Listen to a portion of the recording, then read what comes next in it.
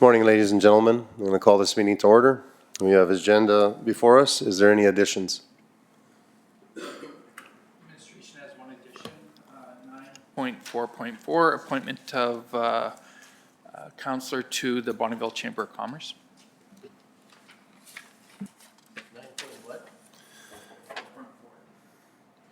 That's that blue addition we got. Deputy Reeve Scarson, let me know. Also, we have, you have any others?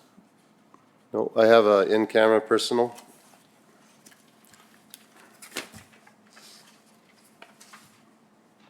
(12.1). Personnel. Anything else, gentlemen? All right, I'm looking for a motion to adopt agenda. Thank you, Councillor Slipchuk, for making this motion. That council approves adopting agenda with the following amendments: 9.4.4 Bonneville District Chamber of Commerce Council appointment and 12.1 personnel FOIP section 17. Any discussion? Seeing none, I'll call for the vote.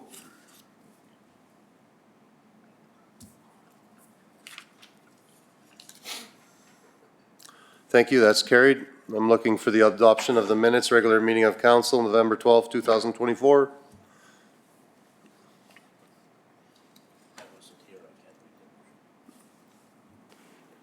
Go ahead. Yeah, everything seemed in order. I'll make the motion. Thank you, Councillor Fadeev.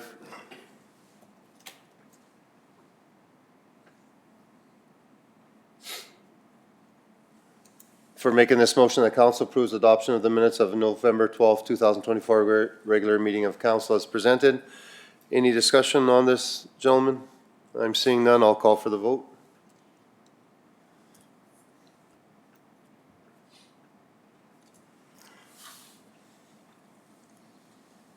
That's carried. Thank you. I'm looking for the committee meeting of November 19, 2024. Looking for a motion, gentlemen.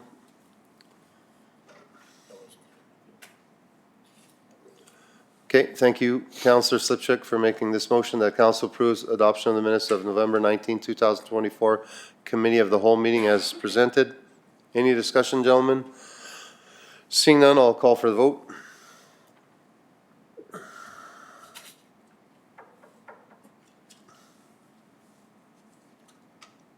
That's carried, thank you. On to subdivision SAs 8.1.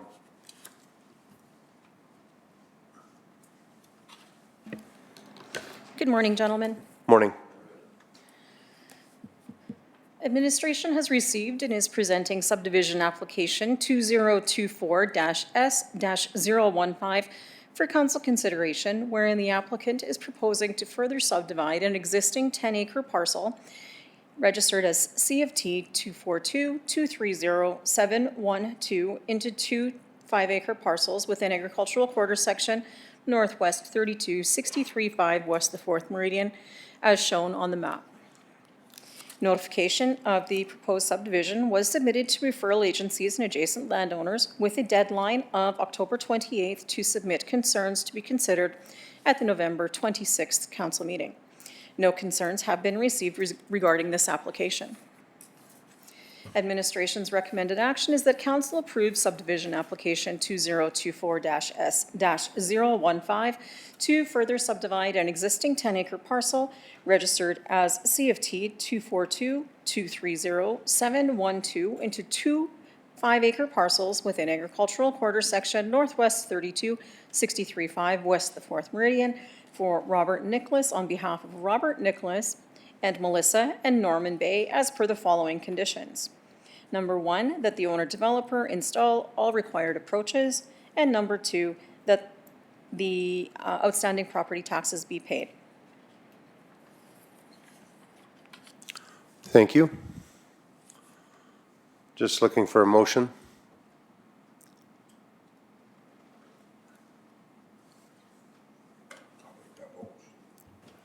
Go ahead. Oh, sorry. I'll make the motion to approve it. All right.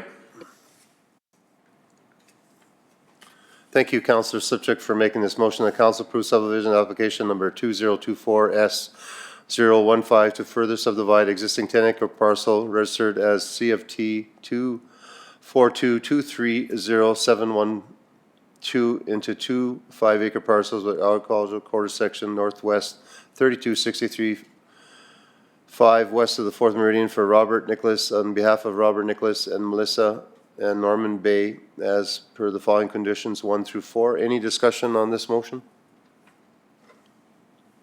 I'm seeing none. I'll call for the vote.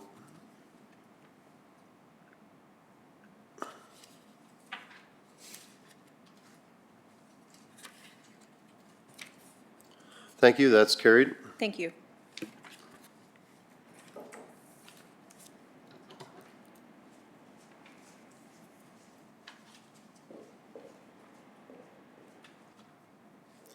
All right, we're on to 9.9, 9.2.1. Bylaw. Good morning. Morning.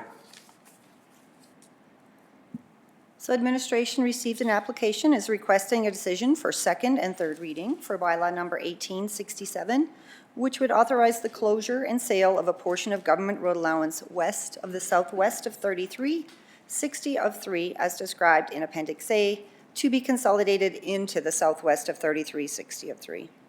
Currently, the road allowance leads to a low-lying area, and there are no future plans for development of that road allowance. The applicant has applied to close, purchase, and consolidate the area into the 2.64-acre parcel located in the northwest corner of the southwest of 33 to allow for a suitable building envelope on the property. If approved, the land would be sold at fair market value as obtained by the MD Assessment Services Department. Bylaw number 1867 was given first reading at the May 14th, 2024 regular meeting of council. A public hearing was held on June 25th.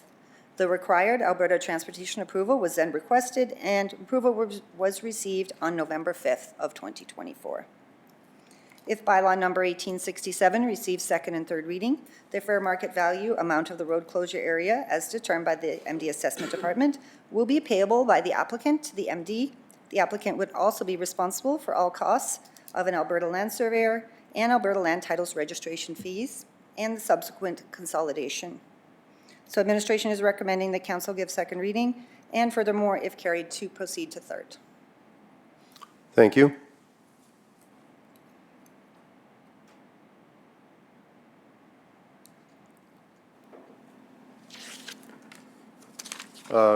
Councillor Crick? Yeah, thank you. So I did have a few concerns come forward about this one here. There was the adjacent landowner to the north had mentioned that he'd asked to purchase this years ago and was denied. And then another gentleman that has the lease, the grazing lease, had also asked to purchase it, said he'd asked to purchase it and was denied. So to them, it seemed kind of weird that were considering selling it, I guess, without, when they'd already asked to purchase it and were denied.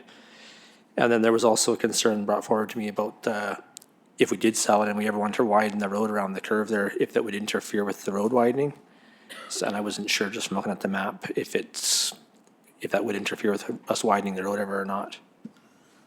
So, yeah, the portion that is looking to be sold is on the west side, so the widening of the road would just be along that curve. So it would usually be a 17-foot wide strip along the curve that would happen.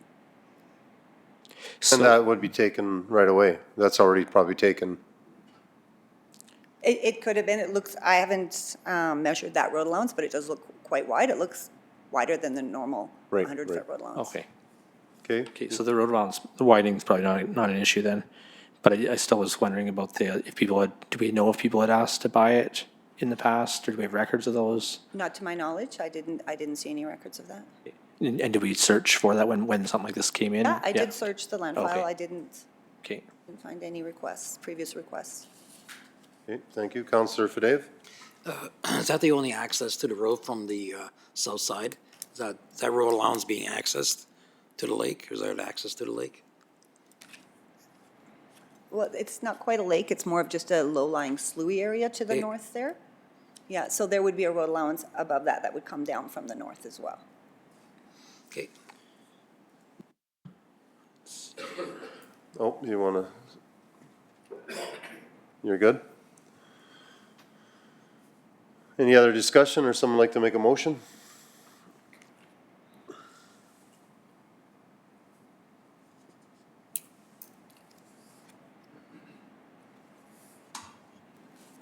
Yeah, go ahead.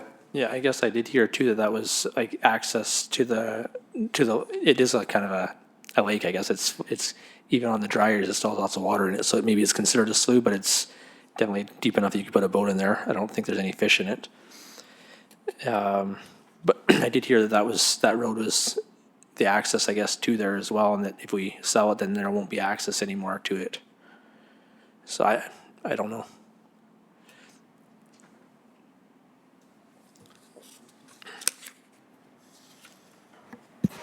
You're talking about that little slough that's there or whatever? Yeah. Yeah. Yeah, people go boating on there? I don't think anybody was boating on it, but I heard it's probably 10, 12 feet deep. I remember this one years ago. This was, I thought there was a squatter living there years ago. And then, they were trying to get this, I thought the gentleman that owned the land at that time was trying to get this and buy it. And then there was a big argument on this. That's probably when I first started though. That's probably 15 years ago. That's the last I remember of it, yeah. But there was a squatter living there and they were pushing, there's a ravine to the right there and they're pushing everything over the ravine into the hole there. And there was a big argument there and they were pretty sure they were trying to buy it and we wouldn't sell it as a council at that time. But that's a long time ago. I could be mistaken, right? Do you remember any of that? Yeah, that was quite a few years ago. I'm not familiar if this is the same applicant that's asking to purchase this or not. Well, I don't think so because this is a pretty young fella. Yeah, he would have been a little kid at that time. Yeah. Yeah, sorry. I wasn't watching the mics here, Mike. Thank you, Mr. Go ahead. Yeah, I remember this as well. We denied the purchase of this land at that time also. Yeah, so it was denied at that time. Thank you.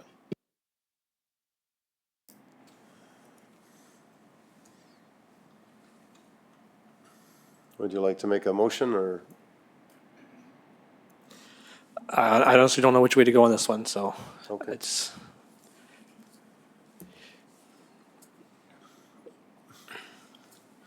Hello, Esther. Good morning, Morning. council. I just wanted to reinforce what Lisa had presented in the report, which is this did go to public hearing and first reading previously. So I know even if you look at the wording in the bylaw, it states that whereas council was not petitioned by an interested party or a member of the public outside of the process, which at the time of the public hearing, I don't believe we had any comments officially presented to administration to stop this process.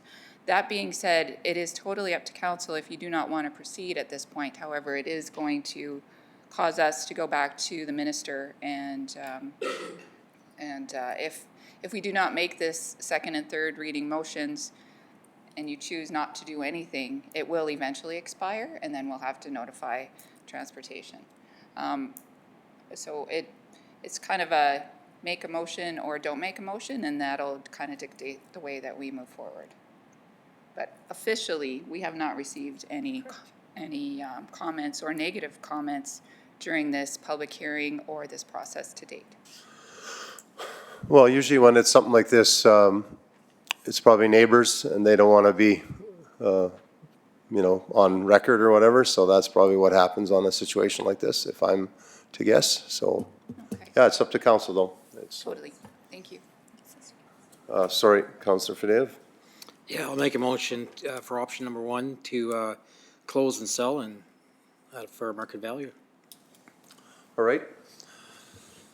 Thank you, Councillor Fadeev, for making this motion, that bylaw number 1867 being a bylaw of the municipal district of Bonneville, number 87, to close and sell at fair market value a portion of government road allowance southwest of 3363 west of the 4th M and 195 meter or more or less south of the north boundary of southwest of 3363 west of the 4th M to be given second reading.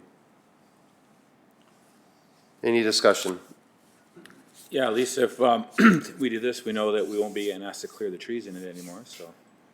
Okay. Any other discussion? Counselor Craig? Yeah, I don't think we ever would be asked to clear the trees on this one unless it was developed for some reason. You never know.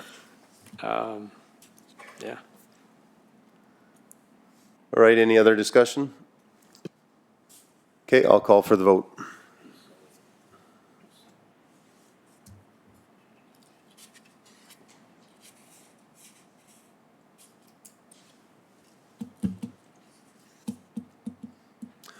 This is carried.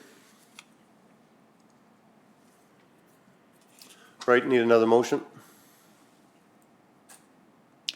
I'll make the motion. Okay, thank you, Deputy Reeves Carson, for making motion that bylaw number 1867 be given third reading. Any discussion? Okay, I'll call for the vote.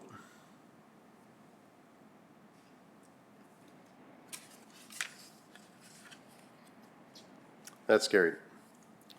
Thank you. On to 9.2.2. So administration is seeking approval for roadway license number 1883, authorizing the MD of Bonnyville into an agreement to license a portion of road allowance along the west boundary of the northwest of 1562 of 5 in accordance with policy 3A.018 as shown in the map on Appendix A. This is a renewal of an existing roadway licensing bylaw number 1785, and the purpose of this roadway license is for agricultural use between parcels separated by the undeveloped road allowance. After obtaining legal advice on the current licensing bylaws, the wording allowed for the renewal at the end of the term was updated, and updated to the content of this bylaw number 1883 will allow these licenses to be renewed directly through administration. However, any licenses that existed prior to this update of this wording still require renewals to be processed through council. Should the applicant wish to renew again upon expiry of this 3-year term, if approved, renewals will be executed directly by administration. So a copy of the roadway license application was provided to internal departments for review and recommendation prior to council presentation of the roadway license 1785, and there was no concerns at that time. So administration is recommending that council give first reading. Thank you. Counselor Sipchuk? I'll make a motion for first reading.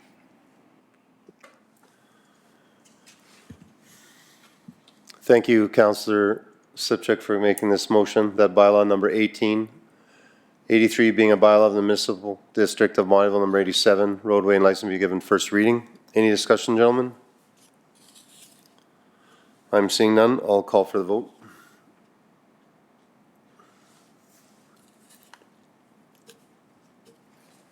That's carried. Thank you. On to 9.2.3. So administration is seeking approval for roadway license number 1884, authorizing the MD into an agreement to license the road allowance west of the southwest of 20, 59 of 5, and east of the southeast of 20, 59 of 5, as shown on the map on Appendix A.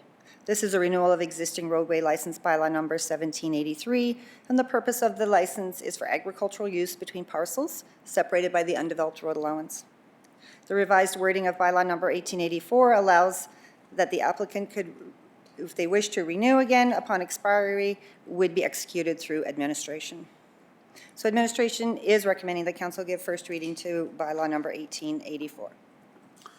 Thank you. Yeah, Counselor Crick? I'll move first reading of that one. Thank you, Counselor Crick, for making this motion, that bylaw number 1884 being a bylaw of the municipal district of Bonnyville, number 87, roadways licensing be given first reading. Any discussion, gentlemen? I'm seeing none. I'll call for the vote.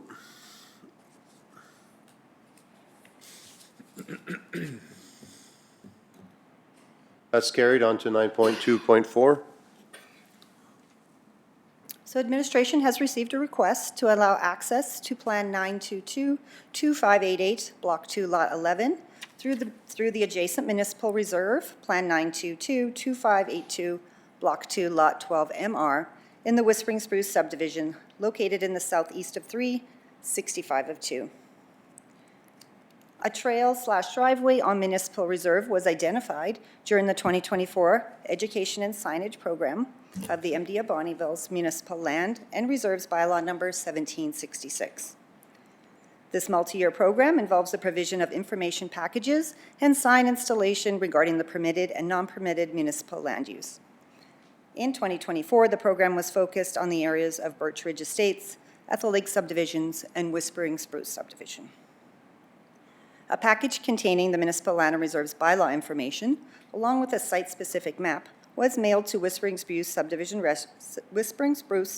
residents on August 2nd of 2024, as seen in Appendix A.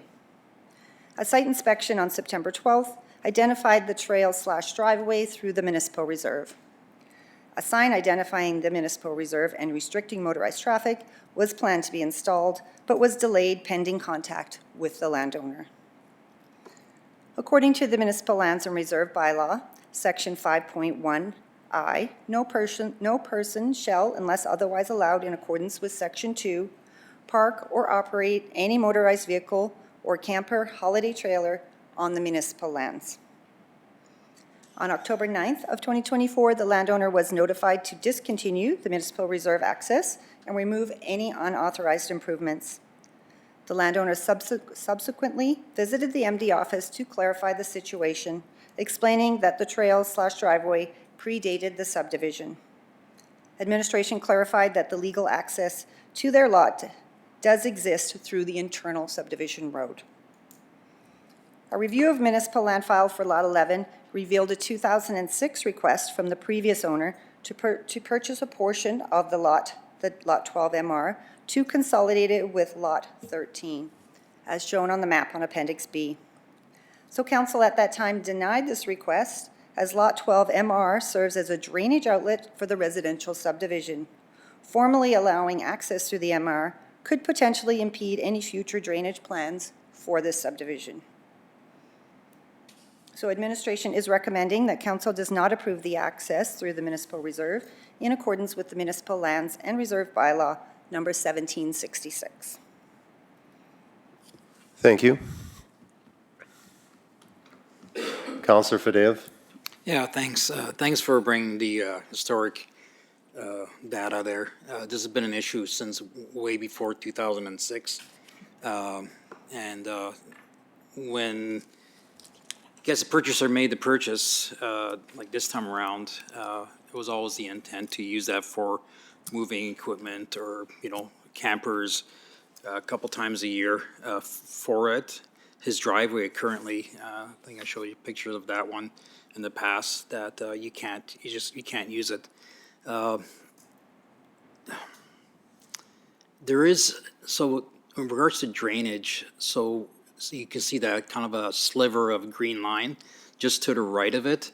There's like a little bit of a loop. There is 2 culverts going through the person's lot, not our MR.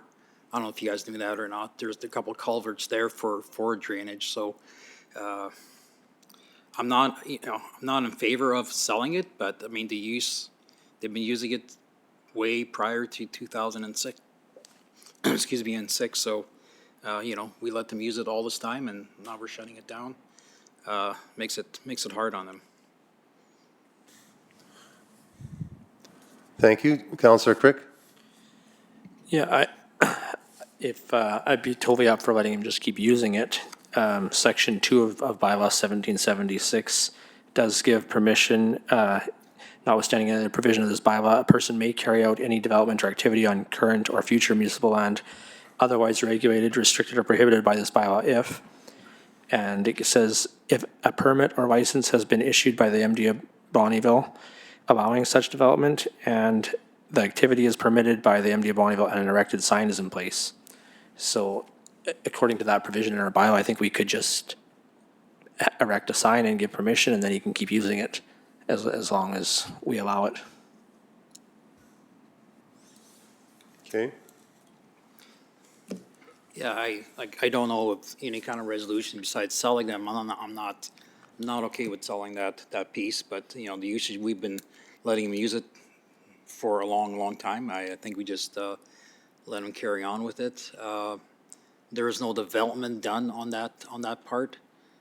There is a gate on his property on that side, but there's just a trail going through. Okay.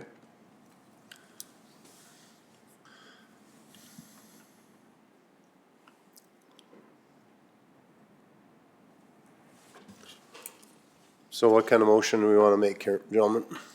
I guess the motion will be to let him continue using it with no development on it.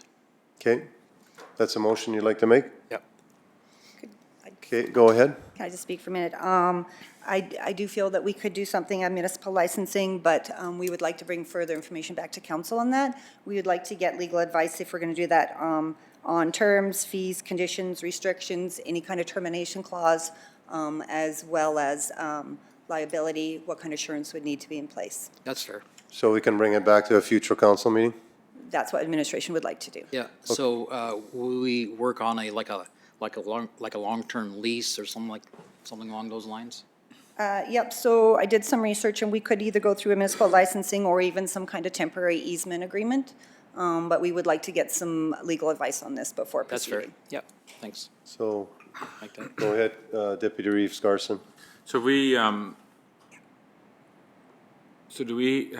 had to deal with this sort of issue in the past on MRs that we've owned? We have had some small encroachment agreements, like say you had a shed that went slightly over your property onto an MR or an ER, we could deal with an encroachment agreement, but not a full kind of access agreement to the property. All right. Councillor Fadev.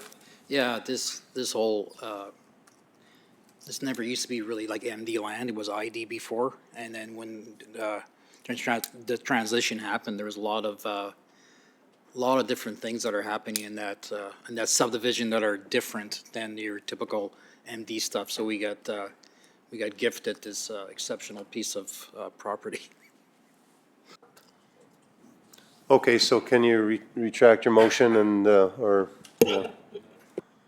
And then we'll just leave it in your guys' hands to come back to a future meeting? Would you like to do option 2 to bring back more information to council? Yeah, let's make a different, go ahead, Councillor Fadev. Option number 2, for how long you guys need that for, till the new year? Because, I mean, we're talking, it's getting Yeah, we getting should be able pretty to have tight. something ready for January. Oh, is that right? Okay. Yeah, we should be able to. Okay, that's fair. Let's do it.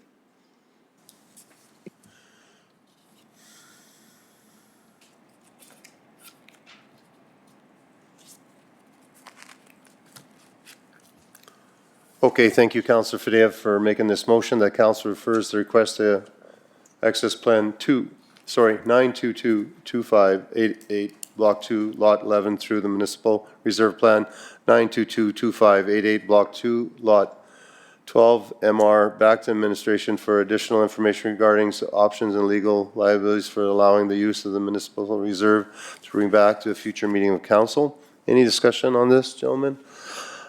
I am seeing none. I'll call for the vote.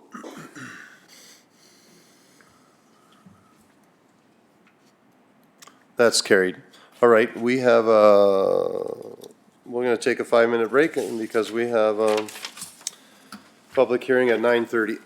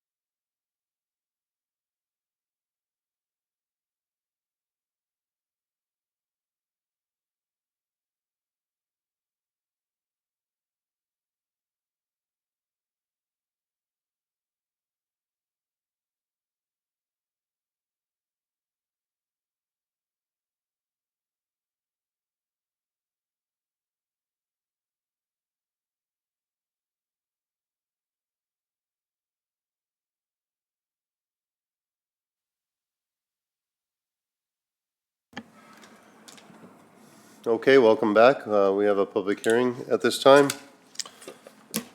This is public hearing bylaw number 1879. Before we begin this public hearing for bylaw 1879 amending municipal lands and reserves bylaw, I would like to remind those who wish to address any of the public hearings on today's agenda to register your name on the speakers list at the entrance of council chambers.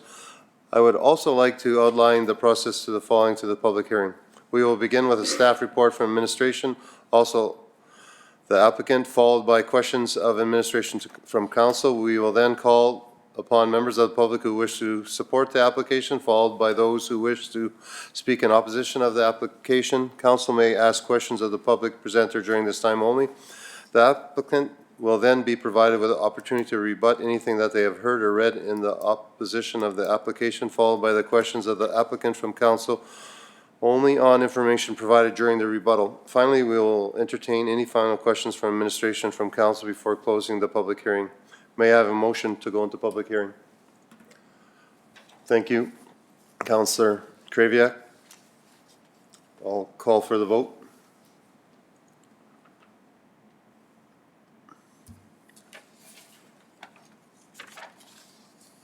That's carried. Thank you. I'm now opening the hearing. I need administration to present. Good morning. Again. So this is a public hearing for bylaw number 1879, amending the municipal land and reserves bylaw, authorizing the MD of Bonnyville to amend the regulations of activities on the municipal lands and in the existing municipal land and reserve bylaw number 1766. The reason for the proposed amendment is to address a gap that was identified during a recent review of the existing bylaw, as the bylaw does not include any regulations regarding the consumption of alcohol or cannabis on municipal lands. So bylaw number 1879 proposes the amendment by adding the regulation of consumption of liquor and cannabis within municipal lands is in accordance with the Alberta Gaming, Liquor and Cannabis Act. So the Alberta Gaming, Liquor and Cannabis Act regulates alcohol and cannabis consumption in public places. Section 89 generally prohibits public alcohol consumption, allowing exceptions in designated picnic areas only when food is consumed. Peace officers can interfere if individuals are intoxicated or not eating in these areas. Section 90.28 prohibits smoking and vaping cannabis in various public settings to protect public health and minimize secondhand exposure. Additionally, Section 115 addresses public intoxication, granting peace officers the authority to take intoxicated individuals into custody. The Cannabis Control Act governs the consumption of cannabis in Alberta, and under Section 6 prohibits the consumption of cannabis in certain areas, such as in with certain distances from schools and playgrounds. The Alberta Tobacco and Smoking Reduction Act complements these regulations by prohibiting smoking in public places to mitigate health risks associated with smoking and secondhand smoke. These regulations aim to ensure public safety and reduce potential nuisances associated with substance consumption. Bylaw number 1879 was given first reading by council on October 22nd. And if there's any questions, I'm happy to answer them. Can't see any. Thank you. I don't believe there's anyone here to speak. At this time, I'd like to announce that we have no written submissions that have been provided in the agenda package.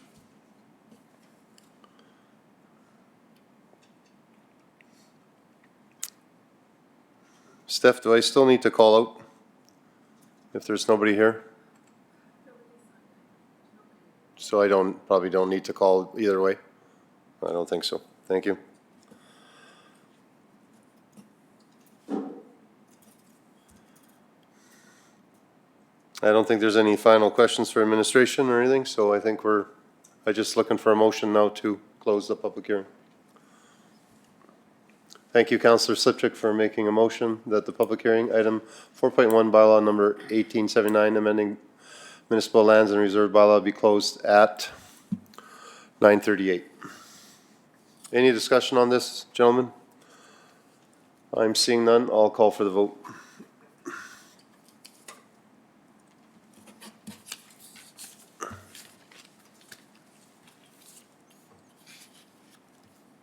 That's carried. Thank you.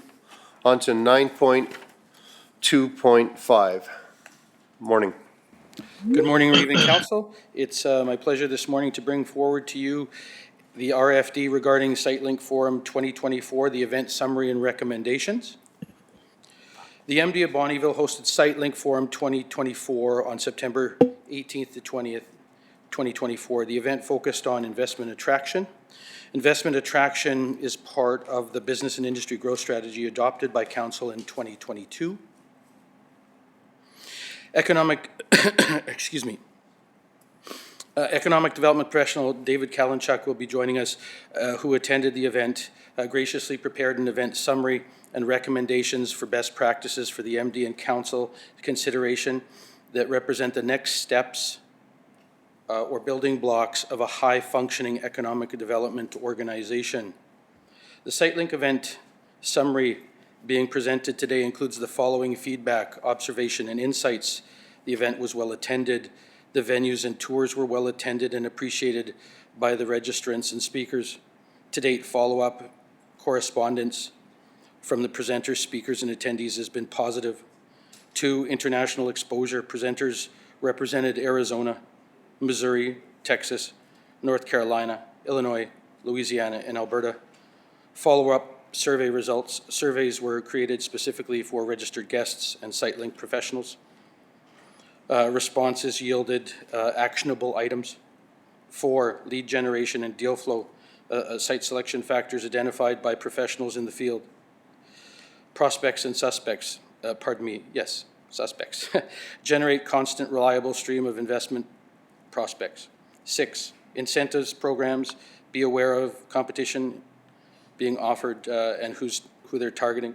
7, major projects and other opportunities. 8, recommendations. And 9, conclusion. Attached for council review is Appendix A, the site event summary, and B, the SiteLink recommendations. At this point in time, I'll turn over the presentation to Dave Kalinchuk, the mercenary economist. The floor is yours, Dave. Morning, Dave. Great. Good morning, Reeve Kalinski. Thank you very much. How's my audio? Great. Does it sound okay there? Could be just a hair louder, but I don't know how. Okay, I'll try to speak a little louder and adjust this here. We could probably turn the volume up here too. Right on. Okay, so I'm going to outline a little bit of what I'll be presenting today. Thank you very much for the opportunity to speak in front of council. My wish was to be in Bonnyville with you, but I have to be in 2 places this afternoon. And of course, the life of an economic development professional never rests. They call us 24/7 for a reason. I am based in Calgary. I am known as the mercenary economist. I do have a fair amount of economic development experience from, spanning about 30 years in 3 provinces. So most recently, about 22 years at Rocky View County. So I've got a lot of great experience to call on for use with the MD of Bonnyville. Wanted to thank, of course, Scott Kovach for all his great work putting this together and having me present to you today. Also, Esther Kuyamboa, and I can't forget Charity Croker and Wendy Wiley for getting this set up. Really appreciate the technology that will help with this. So I'm going to try to keep my presentation under 15 minutes. I got a little kitchen timer here set up that's going to keep me on track. I'm going to be presenting 3 basic sections, just a highlight of the event itself. Many of you within the elected council were at that event, which was very, very impressive. I was very happy to see that. And then the second section I'll be getting into in more detail is the research. You've got the document in front of you there. Thank you, staff, for bringing that up. And I'll refer to the specific page numbers in the top corner when I'm addressing the report. And then finally, I'll address some of the recommendations, not getting into each and every one of them, but particularly starting with the low-hanging fruit that Scott and I talked about being most achievable for the MD of Bonnyville. So we can move on to the next page there. This event, of course, was held in September. Scott was very kind to invite me up for the event, so it was a great opportunity. I'd been to Bonnyville before, but I'd never been to Cold Lake, so that was a really good opportunity to see the community. The venue was amazing. The speakers were amazing. I was particularly impressed with the Shaw House. The package of information that Scott put together was really, really comprehensive. And one thing I wanted to note is that he put each and every one of your cards, business cards, in that package, which is very, very useful. I thought that was a nice touch because it's connecting the participants of that event, particularly the site selectors, to the elected officials and the senior administration. So that was a really good move, Scott. I thought that was really, really well done. Food was amazing. The reception and the entertainment options were really good. And of course, that particular event, SiteLink Forum, is also being offered in Fort McMurray, which isn't too far from where you are. Fort McMurray will be hosting an event, I think, in June of this year coming up. So my recommendation was basically just to have Scott support Fort McMurray with that, preferably attend, preferably be a speaker at that event to carry the exposure for Bonnyville, MD of Bonnyville into that area. And then also Central Alberta Economic Region CAPE is hosting another event. It's a lot of site link for the province of Alberta, but I think it's great exposure for all these different regions. And of course, that'll be a September event coming up. So we can move on to the next page here, page 3. As Scott highlighted in his introduction, there were site selectors that did present within the event itself. And you can see the geographies there. What I wanted to highlight with that is how many of you had ever heard of Monroe, Louisiana before SiteLink? I know I hadn't. Or a place like Moberly, Missouri. So for someone living in Louisiana or someone living in Missouri, they may not know where Alberta is. They may not know particularly where the MD of Bonnyville is and the extent of your boundaries and the extent of the opportunities. So there are 352 municipalities in Alberta. Many of you would know that. I often refer to the Pareto principle being the top 20% do 80% of the business in Alberta. But the top 20 of the 20 is about 4% of communities in Alberta are actually hitting it out of the park. And that leaves a number of only 14 communities in Alberta that I consider to be the cream of the crop, the top of the top. And MD of Bonnyville, in my opinion, is right up there in that top 4% of communities. So the challenge is, of course, getting that message out to all of these site selectors, potential industry, and I think the MD of Bonnyville is definitely on the right track. That recommendation just below that section there, I talk about some of the other events, some of the other associations that I've had exposure to. Scott has had exposure to the Edmonton Real Estate Forum, and I will address that in some of the major projects later on in this report. But also, groups like IEDC, the International Economic Development Developers Council, that's a professional association. Industry associations like Industrial Asset Management Council, based out of Atlanta, Georgia, really good. If you're looking at retail or warehousing distribution, which we did in Southern Alberta very successfully, the International Council of Shopping Centers is very useful. So there are a number of other events and associations that Bonnyville can turn up the volume on their economic development work. So we'll continue on to page 4. Another really brilliant move that Scott and his staff had coordinated was the follow-up survey. And I'll speak specifically to the follow-up survey. You'll see some of your comments in there. And so as a good carry away or a good follow-up to the event, I think the survey was excellent. And of course, you can see the details that I provided there. We'll continue on to page 5. So notable comments within the survey, a lot of talk about water, a lot of talk about, what the expected outcomes are for an event like this. I think this comment might have come from one of the elected officials at the MD of Bonnyville. And I'm going to address that. This report is part of that outcome expectation. But I want to drill even deeper to give much more prospects and suspects Scott had mentioned. I think that those are opportunities that the MD of Bonnyville can look at. Another really good comment, elected officials should sell the region more. Each of you have a role to play, and I think not just the REEV, but each of the elected officials and members of senior administration. Very, very supportive of economic development, which I'm really quite pleased to see. And the MD of Bonnyville is open for business. I'd say the region is very well represented, and the neighboring communities, specifically town of Bonnyville and the city of Cold Lake, are great regional partners to have in that open for business messaging. So the business parks or the industrial parks, of course, we'll talk about that, and we'll get into some more detail with incentives. So a few more details. One of the, I had a good conversation. The nice thing about the space between the events is that we had a chance to sit with some of the site selectors and talk to them one-on-one, get to know them a little more personally. Paige Webster, who is the lead with the SiteLink Forum group, said that one of his biggest frustrations is that communities put on amazing events like this. They host site selectors. FAM tours or familiarization industry tours take place. And I think Calgary actually had a very, very successful FAM tour that they had sponsored, brought in site selectors from all over North America, but they didn't follow up. And I think that's something that it can be done in this case. And of course, just expand the network a little bit to have even more follow-up with more site selectors.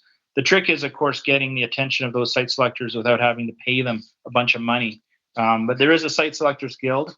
There is a fairly robust community of site selectors. There's a group on LinkedIn that I'm a part of. I'm part of the Site Selectors Guild, not only from my work with Rocky, but also with the work that I do currently. And so this was a report from Economic Development Now, which was a newsletter, and it was site selectors or site consultants speak their minds. So you can see the kind of things that site selectors say. Some of it's kind of light and humorous, but you know, it's pretty straightforward. So that's a little window into the mind of site selectors on page 6 that I thought you'd find useful. There is, of course, more detail, more information available through Economic Development of Alberta. I had a hard time finding the PDF for this. So actually an American group, because they found it so useful, linked it to their document. So the link that you see at the top of your page actually links to an American organization for an Alberta report, if you can imagine that. But 2012, it's as current as when it was written as it is today. So it's a good resource for Scott and a good resource for the team at the MD of Bonnyville. So continuing on to page 7, another amazing part of the event was MLA Shane Getson was a keynote speaker for one of the final dinners. What was particularly notable was how the elected officials, the councillors and the staff had opportunity to sit with Shane Getson following his presentation. And it was amazing. I was really, really pleased to see that. He's a very strong supporter of nodes and corridors, of which the MD of Bonnyville has both. And I think it'd be very wise. My recommendation basically was just to keep that relationship with Shane Getson going. Of course, your local MLA, Scott Sire, would be another very key person to keep in the loop. And Scott has already had conversations with his office to sort of plan some next steps, some follow-up activities from this event. So continuing on to page 8, really quickly, any questions from the council at this stage? I'm about 10 minutes into my presentation. Everything good? I'm going to keep on going then. Not seeing none. Thank you. Okay, and Reeve Kalinsky, if you need, just interrupt me. That's no problem at all. So now getting into some of the research that I did for Scott for this report. There is quite a well-known magazine out of the United States called Area Development Magazine. They do a yearly corporate survey where they talk to corporations, and these are the site selection factors that rated highest for this year. And you can see labor is number 1, availability of skilled labor is number 2, environmental regulations, and so on. So when we get into tax exemptions, that's speaking more to some of the incentives. One of my recommendations is that the MD of Bonnyville's Economic Development Office look at what the province is offering in the way of incentives or tax exemptions, and what the federal government might be offering, the government of Canada. So it's all part of the incentives conversation that we'll get into. Broadband is there, right to work jurisdiction is sort of an American thing, but Alberta is probably the best pro-business jurisdiction within Canada, in my opinion. And I've worked in 3 provinces in Western Canada, so I can say without question, Alberta is top of the rung within Western Canada. And then, of course, quality of life, Bonnyville has that in spades. There's no question there. And highway access and, of course, corporate tax rates are all listed there within that corporate survey. So that's a nice piece of information. What it does not address is water and wastewater utility availability, license capacity. You can see all the things that I listed there. This is really from my experience working with municipal government here in Alberta. The kinds of things, the nitty-gritty things that come down to landing investment in your community. You need to have sufficient power. You had a presentation at last council meeting about small modular reactors, which I think is really cutting edge. I think that's really cool. But even the hydroelectricity available within your region is amazing. And of course, I can't forget the planning, the pre-planning that's done, the good work that our planning colleagues do, developing area structure plans that can accommodate industry in a very timely fashion to cut as much red tape as you possibly can. Continuing on to page 9 there, you can see some of the narrative that I provided on prospects and suspects. All of the partners that you've got within your region, Invest Alberta, I think, has been very responsive. Alberta Jobs, Economy and Trade, Alberta Agriculture. The Alberta Hub region, I think, is one of the best REITs in the province. And the work that Bob does there is fantastic. Can't forget, of course, Community Futures. And then I'm a big fan of supporting those who are actually transacting within the real estate business, which is landowners, developers, and brokers or realtors in your case. And the industrial brokers are largely based out of Edmonton, so getting them out here or out to Bonnyville is a challenge. But I think that there's an opportunity to build relationships between local realtors and industrial brokers. So you've got that deal flow, those prospects coming out to the region and specifically to the MD of Bonnyville. And then, of course, construction companies, we're going to talk about that with the major projects. And then, of course, the finance options with local banks, credit unions, and so on are also very, very critical to have within the community. So I'm going to talk about ambassador opportunities later in the recommendations, but we'll continue on to page 10. You can see all the incentives that are basically listed out. I can't take credit for this list. This is my colleague, Chris Steele, based out of Massachusetts. And Chris did a really, really good report for Edmonton Global just March of 2022. So this is fresh. These are all potential incentives that the MD of Bonnyville can consider. I like to joke with my audience and say, what does R&D mean? And people say research and development. So no, it's rob and duplicate. So you can rob and duplicate what Edmonton's already done here, and they've done all the heavy lifting on identifying what potential incentives the MD of Bonnyville could take a look at. So then continuing on, page 11, knowing what your competition is doing, of course, is important. In some cases, it may be co-opetition, so cooperation opportunities you might have with, the town of Vermilion or, the city of Lloydminster. Again, thinking of the folks in Louisiana or the folks in Missouri or the folks in Texas, when they see Alberta, they see the region. And that's a big, big part of site selection is getting the attention of major investors and companies to just start looking at Alberta. And that's the challenge I think that Invest Alberta, the organization, has, is getting being inclusive and having smaller communities represented. But at the end of the day, it's the MD of Bonnyville that has to hit it out of the park. No one's going to do that for you, in my opinion. And that was my position with economic development over the last 22 years in Southern Alberta. So continuing on to page 12, water as an incentive. Of course, water is something that's currently being reviewed or looked at. It is something that requires a lot of detail. I do have a water utility developer in Langdon. Peter Lotz is his name, and his colleague is Michael Scale. And both Peter and Mike are interested in meeting with your council. I would propose that we do that online, similar to this. And then you can ask all the questions you want to ask about water licensing and utility and expansion and treatment and so on. And Peter has built the Langdon water system for the community of about 4,000, 5,000 people. So he's very, very. He is from Australia, so he does have an accent. But I love working with Peter because he's a real innovator and a guy that gets stuff done. And then, of course, airports. I think there is an airport opportunity both within the Bonneville Regional Airport and the Cold Lake Regional Airport. The challenge will be, I think, as you get closer to the city of Cold Lake and the airport and the Air Force Base, is who controls the airspace. In Calgary, there's an issue with too many users in the airspace, and Calgary International Airport tries to control that, tries to monitor that.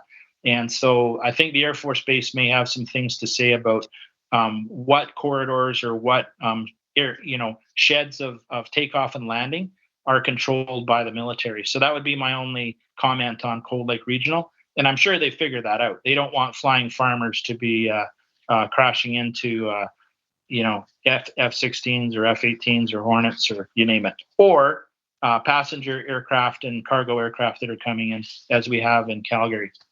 So major projects, continuing on to page 13. I'm into my last minute here, and then I'll wrap it up. Two major projects that are, of course, are underway: carbon capture and storage, as well as the military expansions out at Cold Lake. What I did for Scott after some conversation is tried to identify some of the subcontracting opportunities for the region, and you've got them there. They're fairly self-explanatory.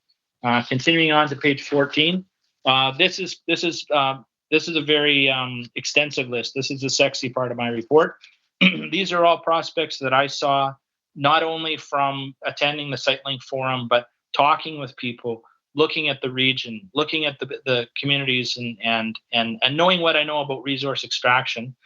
Some of them may seem a little bit out there, like uranium enrichment for nuclear power. Why not? Why not Bonnyville? Why can't the MD of Bonnyville be the center of this industry? And I know the extraction portion of uranium production within Saskatchewan is very robust. We are known as the Saudi Arabia of uranium. And of course, when it comes down to refined product, they refer to that as to U3O8 and UF6. But each of the nuclear facilities will need their own fuel type. And there are lots of partners out there, but you can see all the opportunities listed. Another interesting one that I'll talk with Scott a little bit more about. I do have a colleague that does, he tracks data within the oil and gas industry. Of course, what's in the ground is not just oil and not just gas.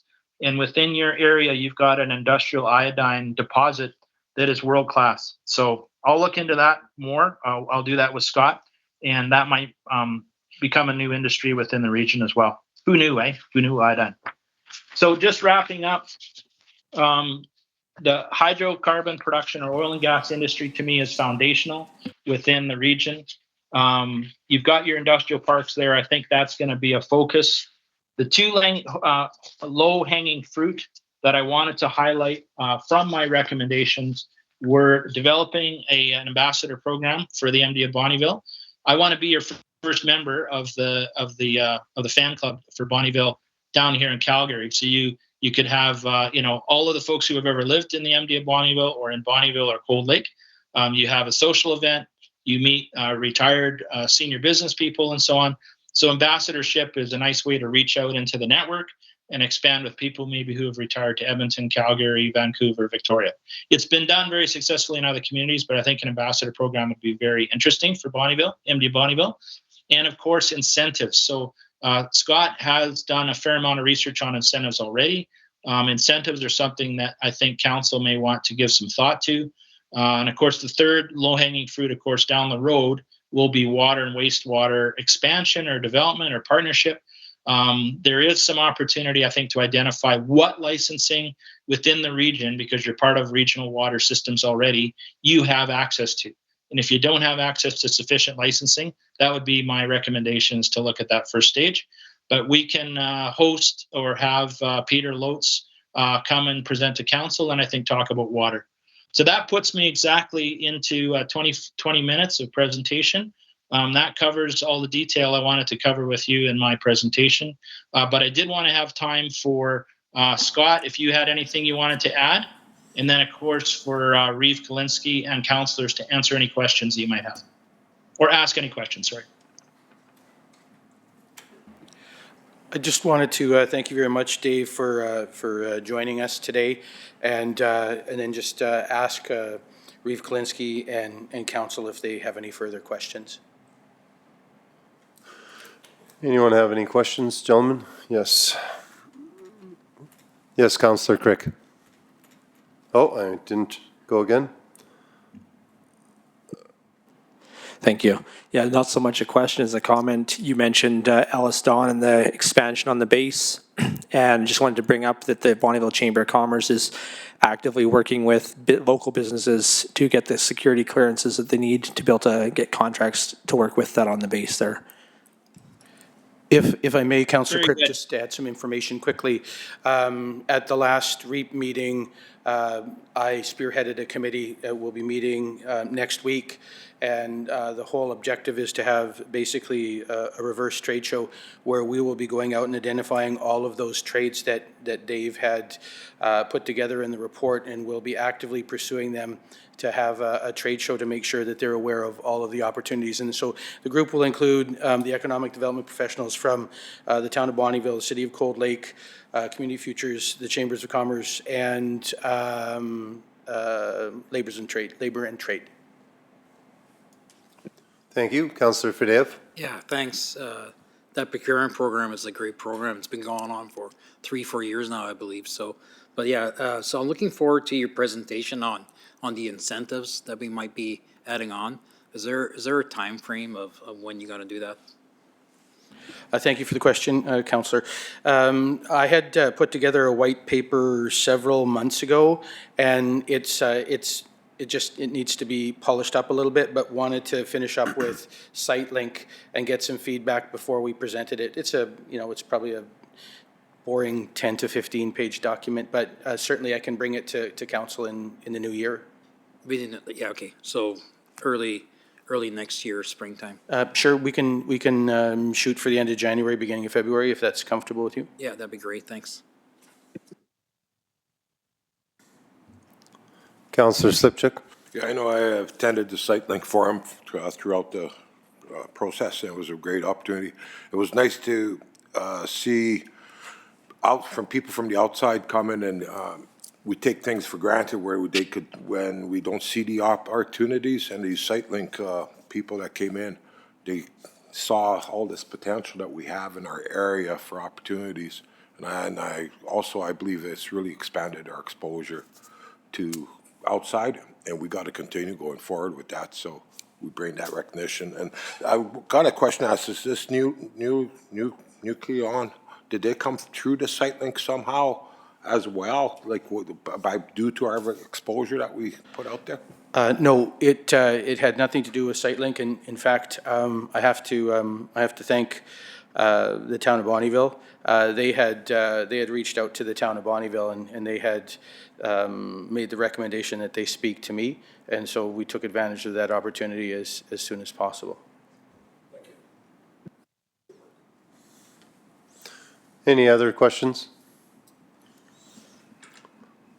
I'm not seeing none on behalf of council and myself, Mr. Kalinchuk. Thank you for your presentation today. Great, thank you. Okay, have a great day in Calgary. Will do. Okay. If I may continue? Yes. Reeve? Yes. So further on, with regards to the RFD, under the reference and strategic plan, goal number 1, building a viable, diversified regional economy. Objective number 1, develop an economic development strategy inclusive of business and industrial attraction, retention, and expansion while maintaining our rural influences. Administration's recommended actions: that council accept the SiteLink Forum 2024 event and recommendations as information, and furthermore directs administration to draft a new ambassador program policy and an investment incentive program policy and bring them to future meetings of council for consideration. So council option number 1, that council accepts SiteLink Forum 2024 event summary and recommendation as information, and furthermore directs administration to draft a new ambassador program policy and an investment incentive program policy and bring them to a future meeting of council for consideration, or 2, that council accepts SiteLink Forum 2024 event summary and recommendations report as information. Thank you. Councillor Fadеев? Yeah, thanks for the report. Option number 1, I'll make the motion, please. Thank you, Councillor Fadеев, for making this motion that council accept Cycling Forum 2024 event summary and recommendations as information, and furthermore directs administration to draft a new ambassador program policy and investment incentive program policy and bring them to a future meeting of council for consideration. Any discussion on this motion? I'm seeing Councillor Crick. Yeah, just for clarity, what is meant by an ambassador program policy?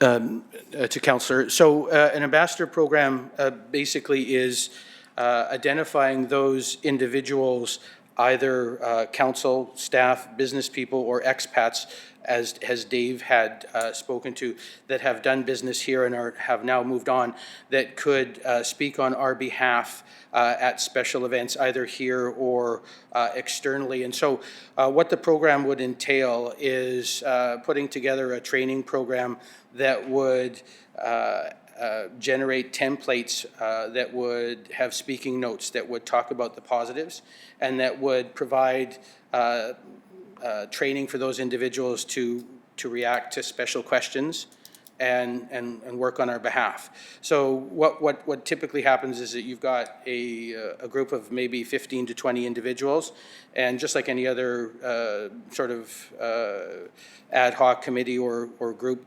you'd like to have terms of reference, and they would have to adhere to them, and that they would, possibly be there for 3 to 4 years in a row, and then we would, try and cycle new folks in to the program and expand it on a regular basis. So it'd be much like, think of yourself if you were going to a industry trade show on behalf of, the plumbing industry or the lumber industry, and we wanted people to know who we were, we would have someone possibly from our area that was in that industry sector that had professional success, that would know about the trends and the activities in that particular industry, and then bring our information to that sector and speak to it as it relates to our area and the trends that are there, so that we become top of the list for investment attraction. Are you familiar with maybe to make it more palatable, if you think of the white hats in Calgary, right, during Stampede, somebody gets off a plane and they've got something that says they're from Brazil or they're from Taiwan or whatever, and they need someone to welcome them and to give them information and to get them set up and handhold them to get them to certain events. That's the type of, to try and put it into context. We've got individuals representing our community and our needs, and taking care of those individuals that we feel we need to have relationships with. I think you lost me with the hats. Okay, so no, I'm just joking. Okay. It's good. You got her, Josh? Close enough. Councillor Sipchik. Yeah, so just ambassador program, I believe, would be another tool to expand our exposure outside, try to create a communication with other industries and that, and diversify our economy here to get other businesses in here, other things going besides just energy, or even coexist with the energy. But this was something that we want to do so that we can keep our kids that are born here, that they can maybe live here and work here too, and stay in our communities and expand. Like, we have to diversify. Sure. This is what we need to do. One other component that may be attractive too is like a homecoming. So we may have had over the last 20 years so many graduates from high school, and they're now living in Edmonton or Calgary or Toronto or whatever, and so they would often think about returning home, but don't have a lot of information about how the economy is doing, or where, what our social life is, and some of the things that we're doing in arts and entertainment and culture and sports.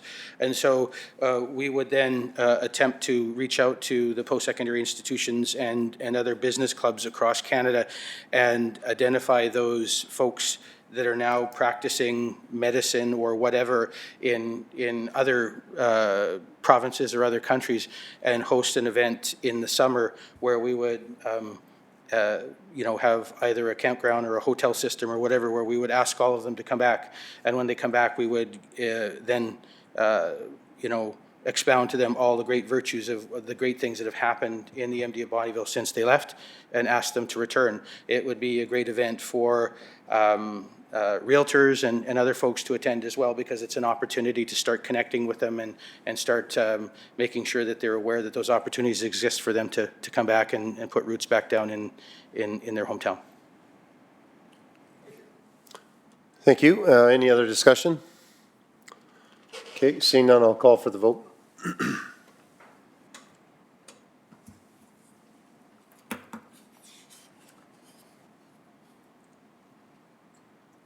Thank you, that's carried. We have some delegations now. I'm just wondering with the Ronald McDonald House, are you coming in from a long ways or? Cold Lake, so okay. Just making sure. You look familiar, but I wasn't positive. So you can wait a bit. So we got two lovely ladies here, I think from Bonnyville Health Center, right? Come on up, ladies.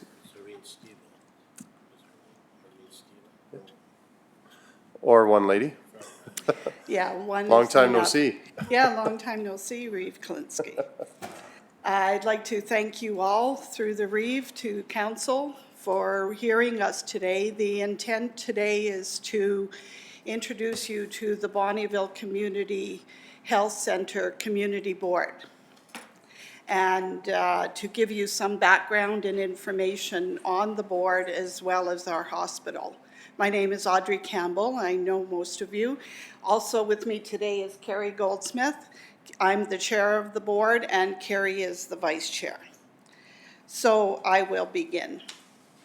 The Bonnyville Covenant Health Center is an acute care facility and continuing care center that provides a full range of health services to people in Northeast Alberta.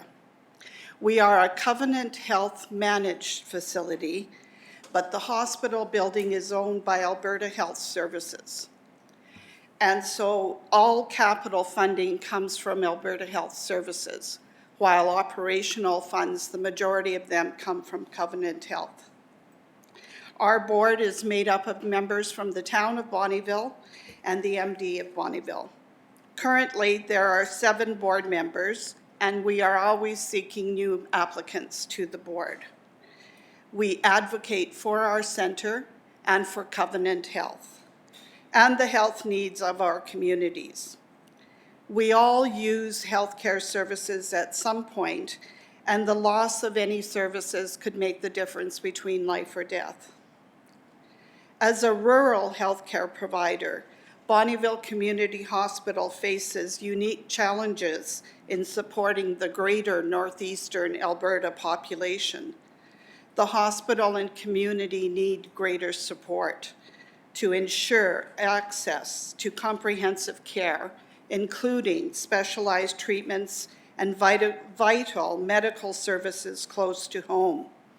Our long-term care facility has capacity for 30 residents in private and semi-private rooms, and we have 33 acute care beds.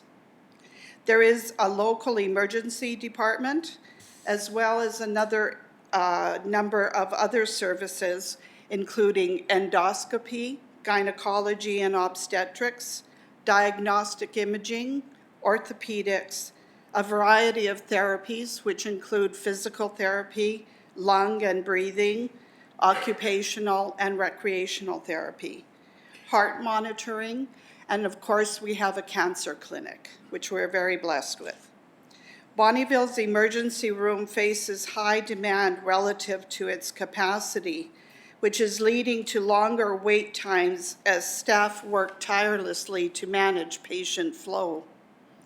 Due to lack of staff availability at the Bonnyville Health Center and neighboring sites, as well as lack of funding to support specialized medical professionals, diagnostics and treatment options, patients are facing longer wait times for critical care.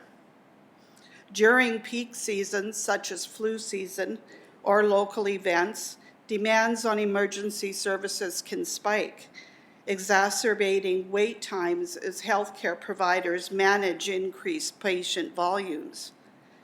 Addressing the root causes of emergency room congestion requires community-wide efforts, including initiatives promoting preventative care and non-urgent treatment options, such as HealthLink, to reduce unnecessary emergency visits. For those who are visiting the emergency department, we ask for their patience, as we must treat those who are most critical first. We appreciate their kindness and understanding as we work to provide them with the best care possible. Stakeholders, including governments, healthcare providers, and the community, must collaborate on long-term solutions, such as infrastructure investments, staffing initiatives, and public education to help improve wait times and patient outcomes. We want to encourage dialogue between hospital, community, and government to create action and advocate for the services and funding our site needs. Support for the Bonnyville Community Hospital means addressing critical gaps in healthcare services.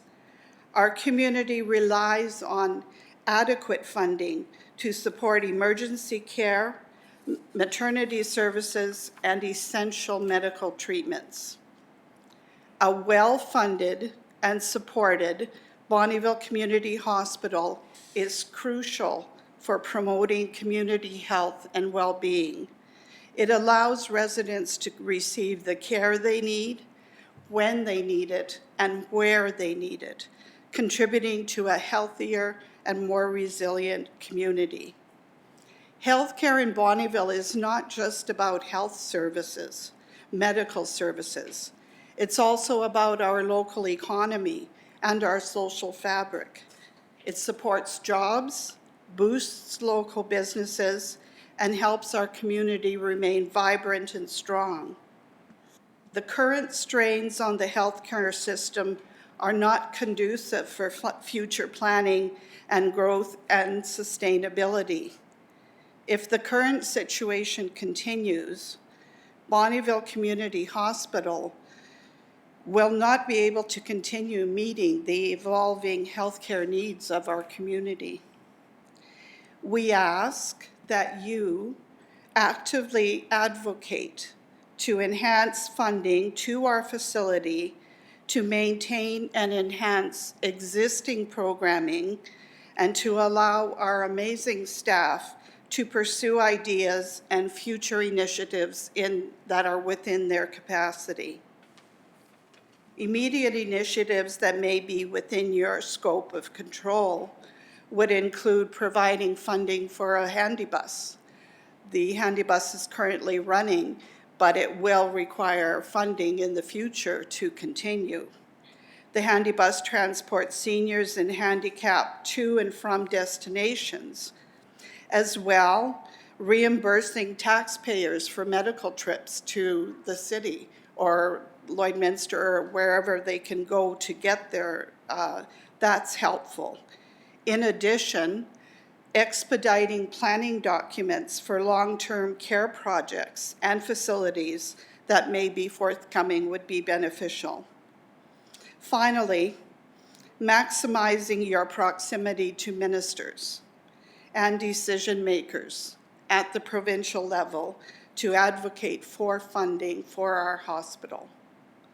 We are currently advocating and have talked to Scott Sear, our MLA, about several projects that we would like to get done in at the hospital. One is the ER renovation phase 2. Currently, we are in the design process for phase 1, and we hope to get that started in 2025, but I think that's optimistic. We're also looking for medical device reprocessing for surgical instruments, Phase 2, an HVAC system for the OR, and of course, something you guys may be interested in is the parking lot. The parking lot is in desperate need of renovation and being redone totally.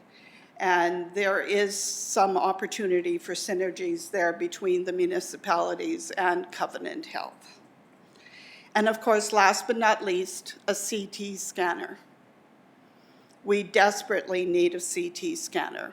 The Bonnyville Health Foundation, which by the way works totally separate from the community board, they are going to be coming out with a package to take to the community business leaders to ask for help in funding a CT scanner.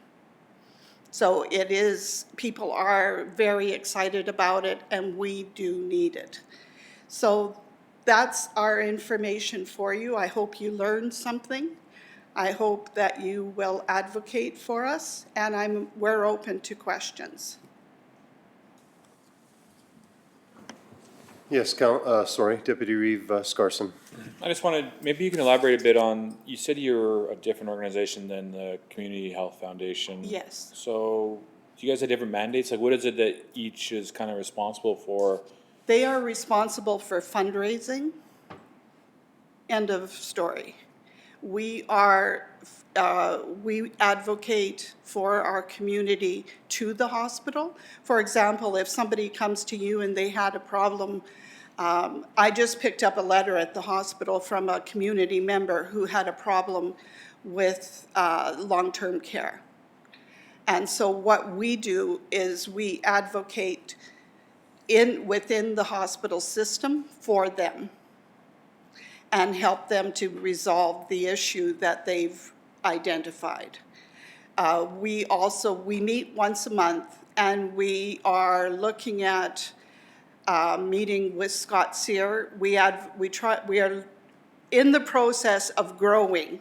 Our organization was pretty much stagnant for about 5 years, but now we've got new members on the board, and they're very passionate.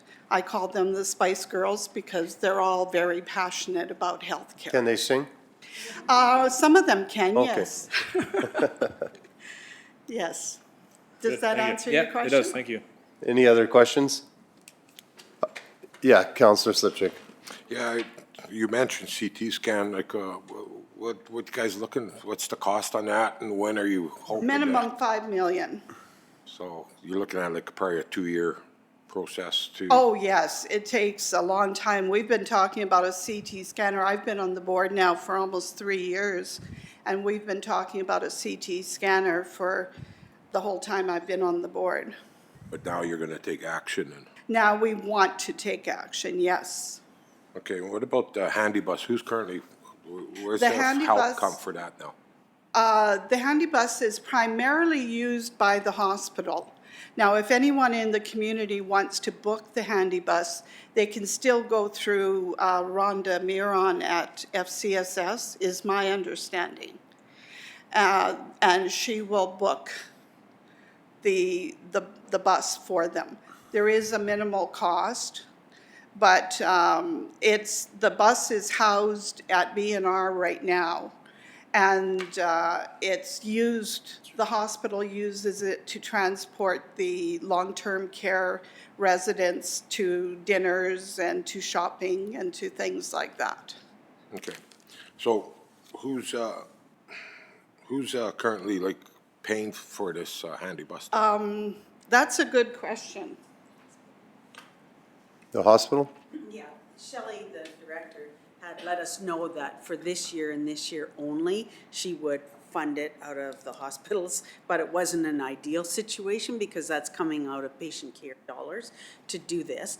And it's also used if people want to book that handy bus, like let's say your parent was put into St. Paul because there was no beds in long-term care or the lodge, and that patient then needs to be moved back from a different community back to Bonnyville. You as a family, if it's not a medical thing, you can book the handy bus to make that transport a little easier on the patients too. So it's really a community thing. So do you have any financial numbers like that would be required to continue with this yearly? It was Cost. between 30 and 35,000 Okay. for last year, for Yeah. 2023 Three. and 2024. Okay. And one other question, I know you brought up the parking lot, which I totally agree with you on.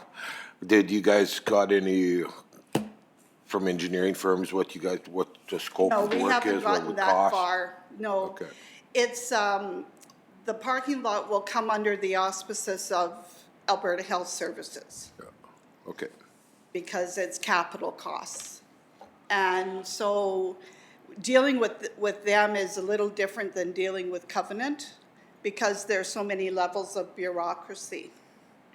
And They're it's, now falling under Alberta Health Services as just a Yes. service provider, so they're not the ones making all the decisions anymore. So it just puts that extra level of wait and see as you Yeah. put things forth. But that is on our radar, that's one of the things. but want we to would address. appreciate you advocating for that.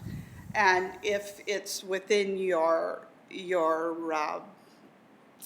interests to contribute financially to it, would aid in getting it done faster.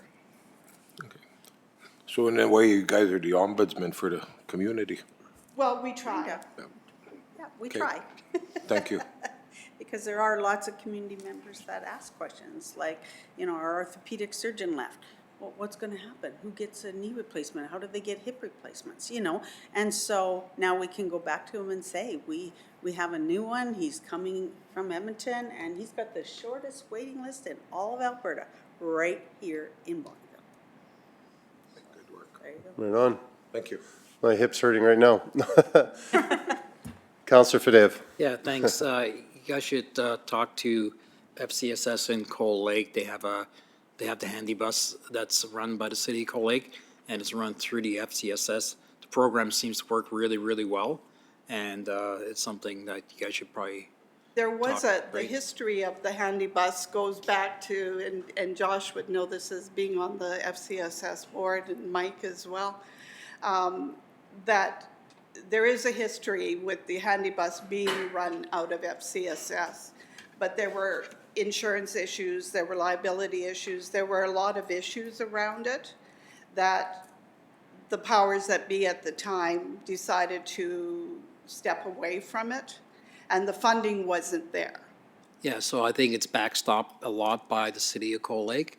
So same thing Right. could be done as well. It is a service for, I'll be presenting to the town of Bonnyville this evening. yeah, so take a look at that. It works really well for them, so Yeah. thanks. We do Was- have what- an individual that's offering transport now for non-medical, non-emergent medical trips to Edmonton, but the cost of a return with that individual and his organization is $1,000 a trip. That's a Oh. pay to compassion care. Yeah. Is that the same handy bus Mr. Dallaire used to run? Or was that a different bus? No, it's a different bus. Different bus? Okay. Yeah. Counselor Crevier. Is that bus owned by the Bonneville seniors? It was,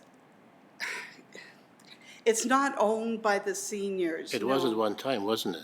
It could have been, I'm not sure. I know that the Lions, Yeah. was it the Lions that bought it initially? Yeah. And then sold it to FCSS for $1. That's the same bus. It had a yellow and blue stripe on it? Blue and white. Blue and white? That's the same one Mr. Dallaire used to bring people around, I'm sure of it. Yeah. Oh, okay. Rainy, yeah. Used to bring people here and there, yeah. And then you get the issue of an aging transport Yeah, no, device. it'd be up in age, all right, yeah. We advocated for you guys here the other day. We had all the major oil companies here in the MD, and we talked about the CT scanner and, you know, Excellent. there was a few Thank you. comments from the oil companies, so that was pretty cool. So, Thank you, thank you. All right, well, thank you, ladies, for your presentation. I don't see any other questions, but very well done. Thank you. Thank you.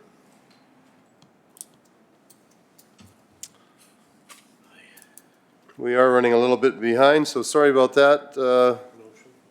Yeah, we need a motion first, that's correct. Let me find my, all right, thank you, Councillor Sipchik, for making this motion that council accepts presentation as information and furthermore directs administration to bring back additional information regarding the request for collaboration on future advocacy efforts to a future meeting of council for consideration. Any discussion on this motion? Okay, seeing none, I'll call for the vote.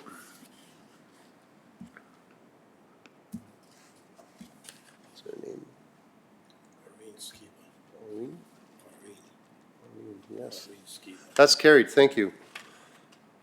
I'm trying to get your name, it's Aureen and I can't, Skiba?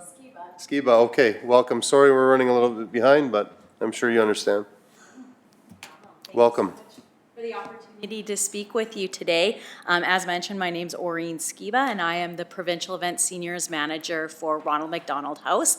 I'm born and raised from this area, and I'm so proud to be a part of this organization for the last 10 years, representing this region. Thank you so much for your past support, both locally and recently attending the Taste of Home Gala. We really appreciate it. Ronald McDonald Houses are a home away from home for families who have to travel seeking treatment for their seriously ill children. Almost 70% of families live outside a city that doesn't have a children's hospital. The houses may be in Edmonton, Calgary, Red Deer, and Medicine Hat, but it's really our friends, our coworkers, and our families that are utilizing the houses. And the programs designed to reduce the financial and emotional barriers they face. The day your child gets a diagnosis, most likely is also the day you will have to leave home and travel to see a specialist. In most cases, leaving not knowing when you'll be back, as the average night stay for Calgary and Edmonton is about 17 days. So these stays can last as long as weeks or months, and in some cases, sometimes years. In 2024, RMHC Alberta served over 1,200 families from almost 300 different communities across Alberta. Those families get to stay near their sick children and have some semblance of normalcy. Families that get to read bedtime stories and have goodnight hugs. Families that have dinners prepared or delivered, who we know are making life-changing decisions in the hospital and can't be doing that on vending machine snacks. Families who don't have to stress about finding and paying for parking in the hospital with our shuttle program. RMHC Alberta saves families who are traveling with their sick child $8.5 million annually. And fundraising is crucial. And one of our largest fundraisers in this region is the Winterland Invitational. In 2025, we're bringing 48 teams to Bonnyville, Cold Lake, Glendon, and Elk Point. 2025 will also be the year that this event reaches $1 million raised since its inception. Teams will come from all over northern Alberta, staying at local hotels, eating at local restaurants, and gassing up at our local fuel stations. Teams are encouraged to participate in a fundraising challenge. Each player receives a pair of red and white striped socks.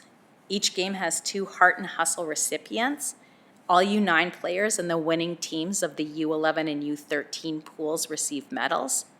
And we're asking the MD of Bonnyville to come on board as an $8,000 ice sponsor. And I know some of you come out and announce at games, and we're hoping you'll continue to do that again, because it definitely adds a lot of excitement to the tournament. We could not host this event without the generosity of the community and the volunteers. I'd like to open it up for any questions.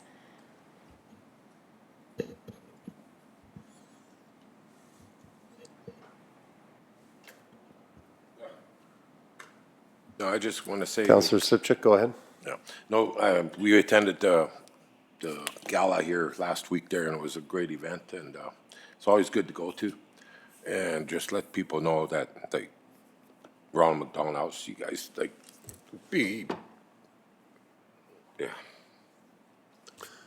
Yeah, it was pretty amazing. Yeah. Yeah, I'll just add that, both my kids have played in this tournament years ago now, and I mean, it's ran very well. I've watched it grow. It's been great, and the Ronald McDonald House is always an easy one to get behind for sure. So you got my support 100%. Thank you. Sorry. Yeah, we had we had a gentleman come and see our table, and I believe his son or daughter, I can't remember, had, I remember Donnie's little girl Allison was there. They're one of the first kids that were ever at Ronald McDonald House, and that little fella didn't make it, I believe, and Donnie's child did. So it was pretty tough to, the guy's positive coming up to talking to us, and it was pretty tough there for a second, but yeah, we're so thankful for Ronald McDonald House in our area, and we have living proof in our area that it really matters. So pretty cool.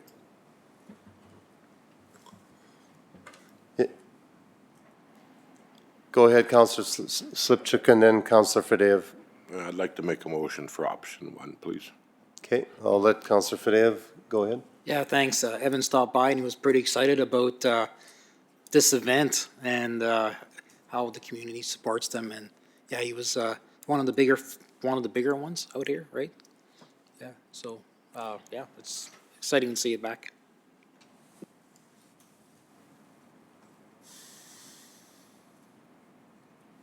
All right, thank you, Councillor Slipchuk, for making this motion that council accepts the presentation by Ronald McDonald House Charities Alberta as information, and furthermore directs administration to bring their request for funding to a future meeting of council for consideration. Any discussion, gentlemen? I'm seeing none. I'll call for the vote.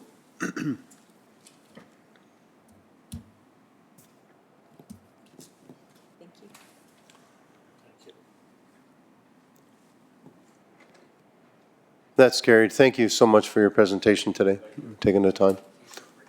Yeah, we need a break.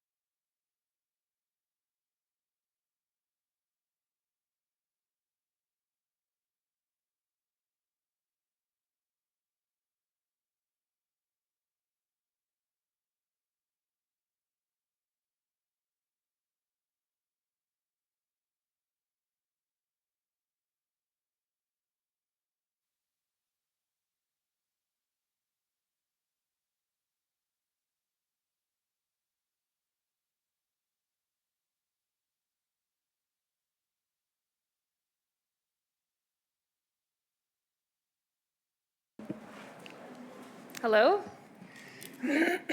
Hello. Good morning. Okay, so this morning I have the bylaw number 1881, municipal elections bylaw for first reading. So the Committee of the Whole reviewed this bylaw at the November 19th Committee of the Whole meeting and passed a motion recommending that Council pass the bylaw as presented, leaving out the optional requirement of a criminal record check with nomination papers. So I'll just quickly go over again the main changes to the bylaw compared to the current or previous elections bylaw 1662. So bylaw 1881 will repeal and replace bylaw 1662 as well as any amendments and bylaw number 606. Some of the changes with the new proposed bylaw include removal of reference to the modified voting procedure regulation as it is expired, enhanced broader definition of election, streamlining election preparations and clarity of voting procedures, partially due to the removal of that expired regulation, and addition of clearly defined requirements following the death of a candidate. So additionally, the most significant change in response to Bill 20 is obviously the removal of any reference or procedure relating to the use of tabulators and electronic voting systems. These updates are intended to make the electoral process clearer and more understandable for residents while also safeguarding the integrity of the vote. As per the committee's recommendation, administration did not include the requirement of attaching a criminal record check with the nomination papers. And we also revised the wording to section 5.1D to remove mention of using a secrecy sleeve when using an automated voting system. This is a clerical error that we missed, removing that information when we were updating the bylaw. So my apologies about that. Attached for council's review in Appendix A is the proposed new bylaw number, sorry, that's a typo, 1881. And the current bylaw 1662 and 1754 as Appendix B, and current bylaw number 606 as Appendix C. Administration today is seeking first reading of this bylaw. Okay, thank you. Go ahead, Councillor Fadeev. Yeah, I'd like to make the option for number 1, please. First reading. Okay, thank you, Councillor Fadeev, for making this this motion that bylaw number 1881 being a bylaw of the municipal district of Bonneville number 87 to establish rules and procedures for the conduct of a municipal election be given first reading. Any discussion on this motion? I'm seeing none. I'll call for the vote.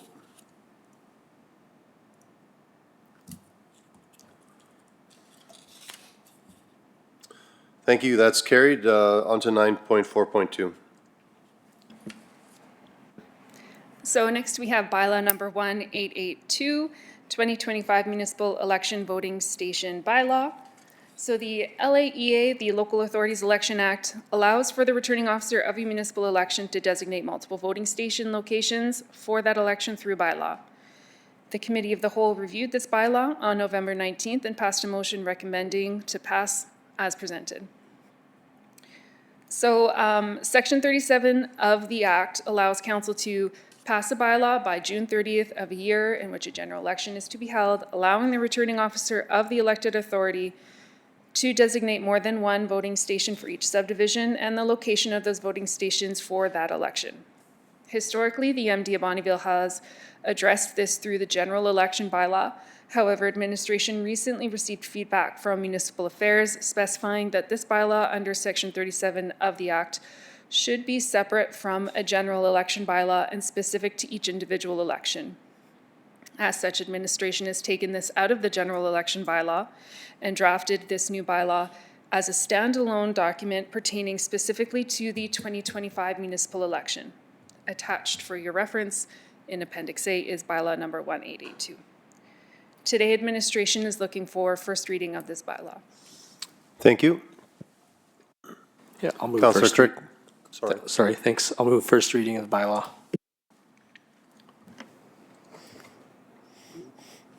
Thank you, Councillor Crick, for making this motion that bylaw number 1882 being a bylaw of the municipal district of Montreal number 87 to establish authorities for designation of voting stations for the 2025 municipal election be given first reading. Any discussion?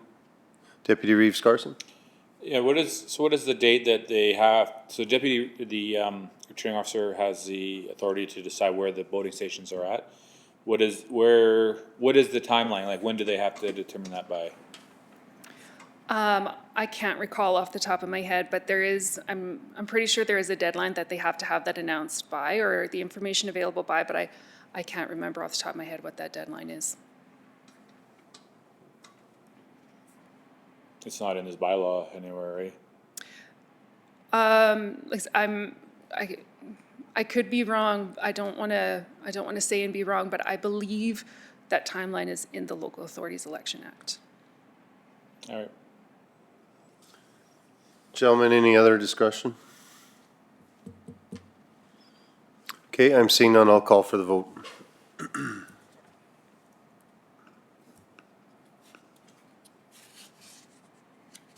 Thank you. That's carried. On to 9.4.3. So we have the Regional Sports Tourism Committee, and due to an administrative error, the Regional Sports Tourism Committee appointment was accidentally overlooked at the 2023 and 2024 organizational meetings of council. So as such, today we're seeking council's appointment to the committee for the next year until October 2025. So at the regular meeting of council on May 9th, 2023, Deputy Reeves Carson was appointed to the committee until October 2023. And so our clerical error, was in our tracking spreadsheet. We accidentally put until October 2025. And we just happened to catch that this past fall going through the appointments from the previous organizational meeting. So the terms of reference for the committee does allow appointment for up to 2 years. Due to the differing term duration noted on May 9th and the terms of reference appointment to the committee, that's where that clerical error occurred. So today, administration is requesting that council does make an appointment to the committee for the next year, expiring October 2025. Right, thank you. Councillor Fadеев. Yeah, I just wondering if we should possibly have an alternate. Because I know last time we didn't have an alternate, and I think you guys went to Grand Prairie to go check out the what they done, and Councilor Carson couldn't make it, so we I think the C2 manager went instead. Yeah. And he's long gone now, so I think if it should stick with council, that'd be great to see. I don't think it's ever going to happen, but just in case. Well, it happened. It happened, yeah. So, good point. Anyone have a problem with that? I would just add that anyone could have went. I mean, there was other people that went that weren't alternates as well, so. But it's up to you guys. Councillor Fadеев would, Councillor Crick, go ahead. Go ahead. I was just gonna make the motion and add Councillor Fadеев as a alternate. Would you be okay with that, Councillor Fadеев? All right, anyone else has a problem with that? No? Okay, let's do that. All right, thank you, Councillor Crick, for making this motion that council appoints Councillor Deputy Reeves Carson and Councillor Fadеев as alternate to the Regional Sports Tourism Committee effective immediately until for a one-term expiry October 2025. Any discussion on this? I'm seeing none. I'll call for the vote.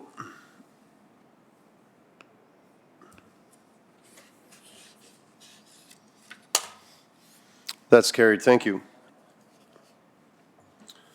To addition 9.4.4. So at the October 22nd, 2024 organizational meeting, council approved appointments to various boards and committees with the intention of each appointment to remain the same as the previous term. administration is bringing forward an amendment to the council appointments for the Bonnyville and District Chamber of Commerce Board. Due to an unintentional clerical error by administration, Councillor Kriviak's name was entered as the appointee for the Bonnyville District Chamber of Commerce instead of Councillor Crick, who had actually served the previous term. Since council has already adopted the minutes for this meeting, the relevant portion of this motion from the October 22nd, 2024 organizational meeting will need to be repealed and a new motion passed by council appointing Councillor Crick to the board, if that's the change they so please to make. All right, thank you. Looking for a motion, gentlemen? All right, thank you, Councillor Kraviak, for making this motion that council repeals the following portion of resolution number 24.432 from October 22nd, 2024 organizational meeting, minutes, Chamber of Commerce, Bonnyville, one term. Consists of one council member, Kraviak. That council appoints Councillor Crick to the Bonnyville. Sorry, that will be, we'll That's make just- that separate motion, please. Okay, they all printed at one here. Sorry about that. There we go. Any discussion on this first motion? I thought it was all in one. Okay, seeing none, I'll call for the vote.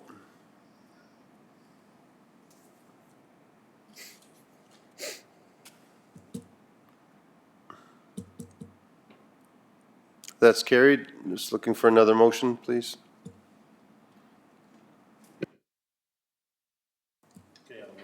Councillor Kraviak, thank you for making this motion that council appoints Councillor Crick to the Bonnyville and District Chamber of Commerce Board effective immediately for a one-year term expiring October 2025. Any discussion on this, gentlemen? I'm seeing none. I'll call for the vote.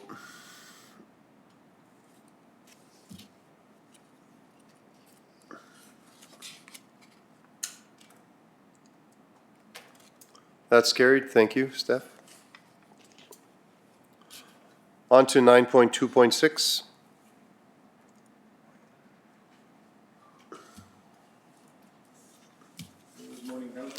Good morning. On September 24th, 2024, at a regular meeting of council, members of the Street Community League. Yes. Sorry, I didn't catch that. Go ahead. Oh, sorry, I'll start that over. On September the 24th, 2024, at a regular meeting of council, members of the Dupree Community League requested council to consider having the MD of Bonnyville take responsibility for the maintenance of the Dupree community grounds. In return, they would forfeit their annual eligibility for the MD Community Association's operating grant program.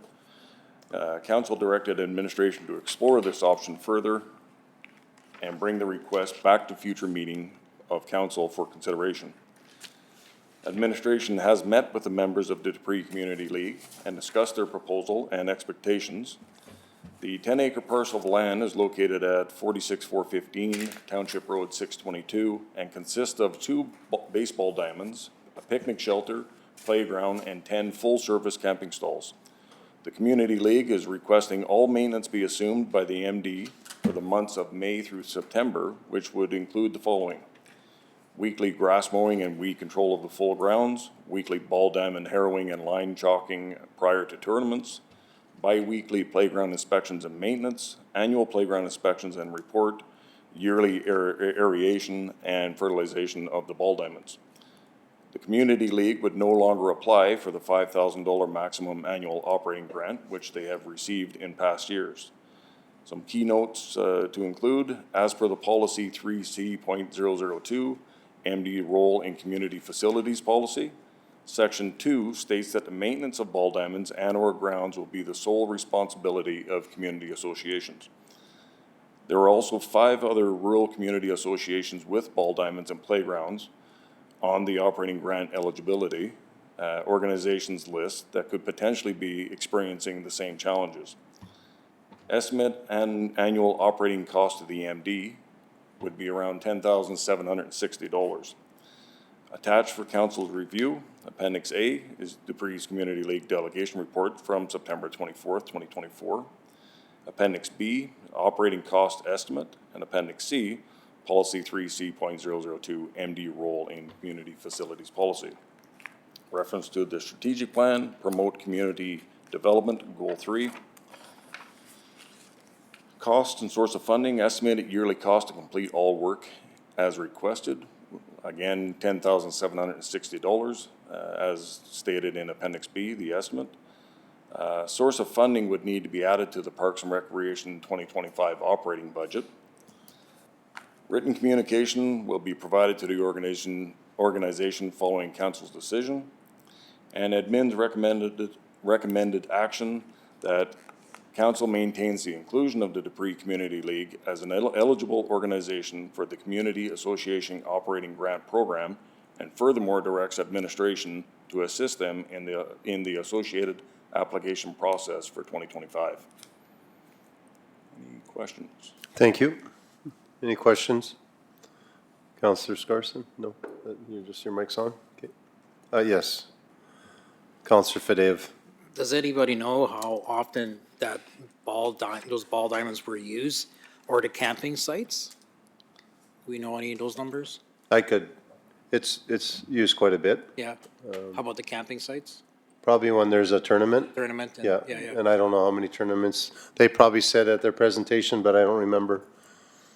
I know there's at least probably two tournaments there, but, and maybe they might rent it out for a family get-together or something, like a reunion or something maybe, but I'm not 100% sure, but maybe Councillor Kraviak knows a little more. If they do rent it out, where's that rental funds are gonna go? Are they gonna come to the EMD? That I don't remember the presentation at all, yeah. Thank you, Mr. Reeve. I know that they have a team and which plays every Thursday, but it's not used every Thursday because they go there in a wave. But it seems to me some other ball diamonds use that. Yeah, slow pitch, as well. slow pitch. The arc, Yeah. I can't remember what they had to say at the presentation, not the whole thing. I know there's just two families that take care of it, a couple of guys and a couple of ladies there that take care of the whole thing. And I don't remember anything saying about rentals. Go ahead, Councillor Fadeev. Yeah, it's crazy that so many people are using it, but nobody wants to go out there and help them cut the lawn, right? So, And they did a first-class job. When you went there, everything was, yeah. yeah, you want to, no? Yes, Councillor Scarson, or sorry, Deputy Reeve Yeah, Scarson. the only issue is that, you said there was 5 other associations or communities in the same, that have the same setup, right? So, Through the Reeve, correct. I mean, that'd be my first recommendation if I was any one of them, is to say, let's go talk to the MD about taking over, right? So, you know, it's kind of but again, you don't want it to shut down either, is kind of the problem. So, I don't know, it's a tough one for sure, because, you know, if we say yes, we'll have to be prepared to be doing this for all the diamonds in probably the next 3 years, right? So. What's the other communities that have these same setup? Francheur, for sure. Eastbourne. Francheur, we have Alexander. Alexander has the ball diamond there as well. Francheur, Lassard would be another one. Eastbourne. Riverhurst. Yeah, but none of those are used the same. Eastbourne. Yeah. Eastbourne. None of those are used the same way that the Dupree one is used. Yeah. Yeah. What do you mean not use the same? Like, what do you mean by that? Well, you couldn't go to like Francheur or to Lassard to do a tournament there anymore. It's not ready to go kind of thing. Yeah. Why? Well, it's just not maintained the same way as Dupree is, right? No. It's, Dupree's maintained the same way as our park in Muriel. So it's, yeah. Not a lot of games played in those other, like maybe Francheur. Francheur is pretty busy. Yeah. Lassard is still pretty busy, and same as Eastbourne is really busy for sure, so. Oh, yeah, Eastbourne would be, yeah, definitely. Yeah, Francheur is, Mr. Reeve, fairly busy. The slow pitch, they use that ball diamond as well. They have ladies team, I believe, and they have this tournament for the lady who was killed there, Megan Yance, every year as well. So Yeah. Francheur is used a lot, for sure. Okay, Councillor Slipchick, then Councillor Crick. Don't they have tournaments at Iron River School? Ball diamond, that's all locally looked after too, right? Well, that's by the Land of the Lakes, I'm sure takes care of that, or the school division takes care of that yard Probably the one ball diamond is taking care of Land of the Lakes, but the rest of the school division does all the mowing and taking care of that I know of, but I'm not 100% sure on that either. Yeah, who's next there? Sorry, Councilor Crick, yep. go Thank ahead. you. Yeah, I guess, as it was said, there's five other associations with similar assets there. And I think just some onus does go back to the community groups to operate them. So I'm going to make motion one. We give them $5,000 a year. Is that correct? Correct. Yeah, so I think that's quite a bit. And yeah, I guess I'll make motion number one.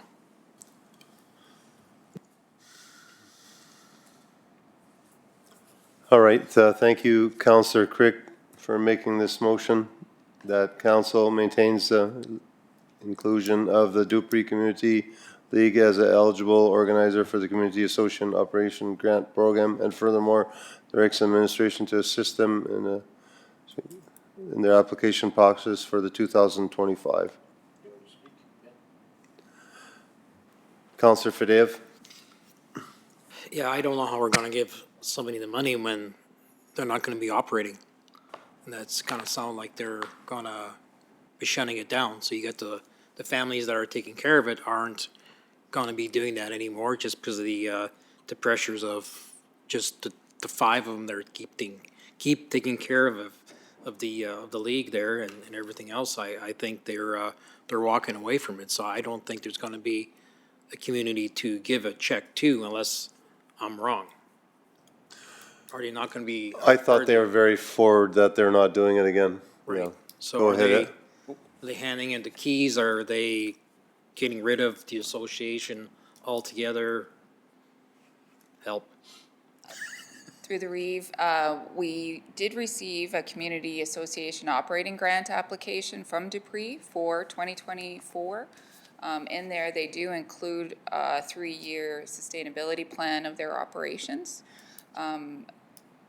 So it was submitted, though, by the September 15th deadline, which I believe their delegation presentation came after. But they were awarded an operating grant with, again, that funding is dependent on showing us where they're spending the money next year. Right. They do have to provide that. So although the presentation, I agree, was very dire, Yeah. they do have that submitted and on file with Community Services. Okay. So I know, like, when I first joined council, we experienced the same thing at Cherry Grove, where, they're just gonna hand in the keys. Then the message went out to the community that, this was gonna happen, and 35 people showed up at the next meeting saying they don't wanna do this, so, but if the organizers are saying we can't do this anymore, and we're giving up, if nobody else steps up, then it's just, I guess, the delusion of the community hall, then they gotta hand in the papers and shut everything down, correct? Through the chair, this is very common. We've seen it recently with the Fort Kent Society. They've turned it around. Cherry Grove, like you said, has turned it around. I believe that there is a lot of frustration out there within the community for our rural hall volunteers. It is slowly depleting. How council chooses to support our rural communities to stay vibrant and to stay sustainable, that is going to be a challenge for sure. But if the communities don't wanna support themselves, then how does an outside organization support them, right? Correct. Councilor Kraviak? Thank you, Mr. What does this motion mean? Means business as usual. For me? That means supporting them with the $5,000 grant is what I, Nothing That's what it changes. means? Okay, thank you. they applied for it and then a week later they did their presentation. So I guess if we move forward with this and agree to this motion, then they'll get back to us and, back to you, whoever's in charge. That's for now.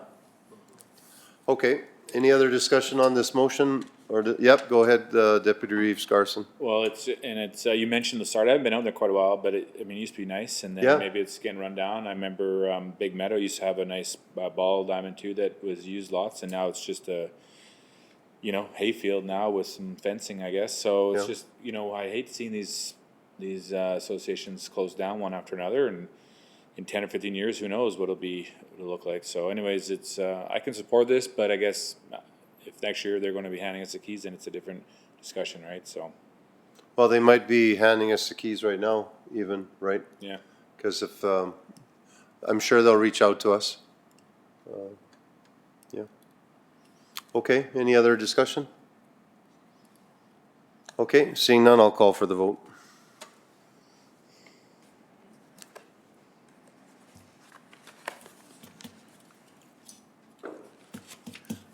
That's carried, thank you.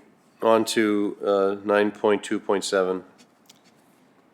At the regular meeting of council on November the 12th, 2024, a delegation was made to council by the Krila Ukrainian dancers, providing information on the requesting financial support for the 2025 Malanka event.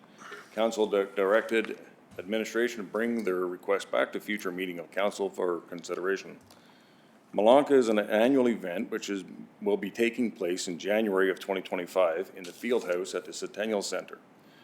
The goal of the event this year is to return Malanka to its former splendor, making the biggest fundraiser of the dance season. Full details are provided in Appendix A. The Krila Ukrainian dancers are requesting sponsorship to help cover costs associated with organizing this significant event in the amount of $2,500. On October the 16th, 2024, the MD donated items for their silent auction at this event in the value of $163.25. As per the MD donations, sponsorship, and recognition policy, monetary donations already fully allocated for 2024 budget. Attached for council information, Appendix A, Kryla's delegation presentation from November the 12th, 2024 council meeting. Reference to the strategic plan, goal 1, building a prosperous and sustainable community.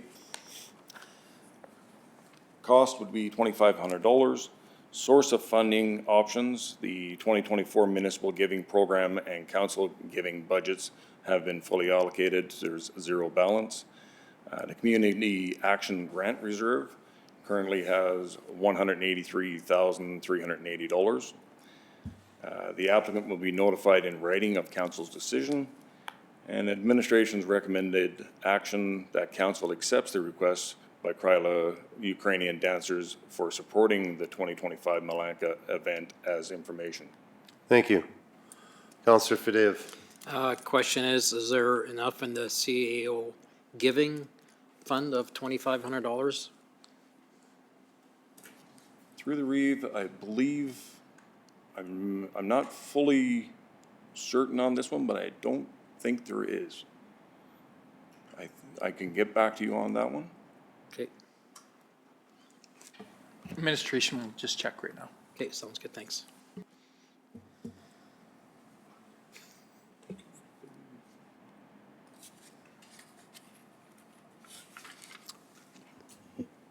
You don't think so? Oh, thank Councillor you, Crevier. Mr. Reeve. Did these people, Krila dancers, make a presentation to the town of Bonneville also? Through the Reeve, I'm not aware. I'm not aware of that one. Well, it says here that the town of Bonneville gave them a donation, so not that it matters, $1,200. Oh, I see, I didn't see that. It's in the package.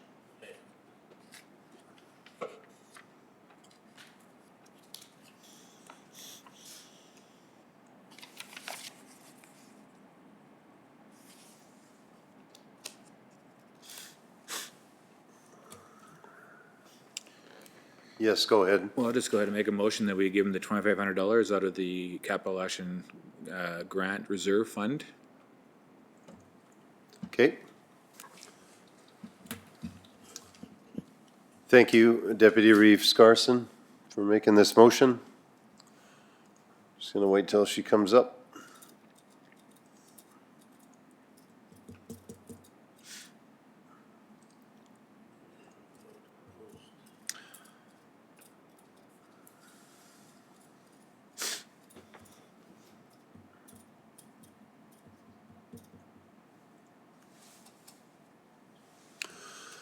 Okay, that council approves the request for funding support by the Guerrilla Ukrainian dancers for the 2025 Malinka event in the amount of $2,500 to be funded from the Community Action Grant Reserve. Any discussion on this motion? Councillor Slipchuk. I just want to say thank you to Deputy Reeve Skarsenchuk for making this motion. I'm sure he's been called worse. Oh? Councillor Crick. Yeah. Is this something that would have been funded if there was still money in the events and sponsorship? I mean, just go back here and look at what that one was. Municipal giving programs, council giving budgets. If there was still a balance, would have this been like just administratively funded, or would have it come to council or not funded? Through the chair, through to Councillor Crick, yes, to a maximum of $2,000. Okay, so it just came to council for the 2,500 because that is depleted for the year. Correct. And I guess it's over the 2,000. Okay. Any other discussion? Okay, seeing none, I'll call for the vote.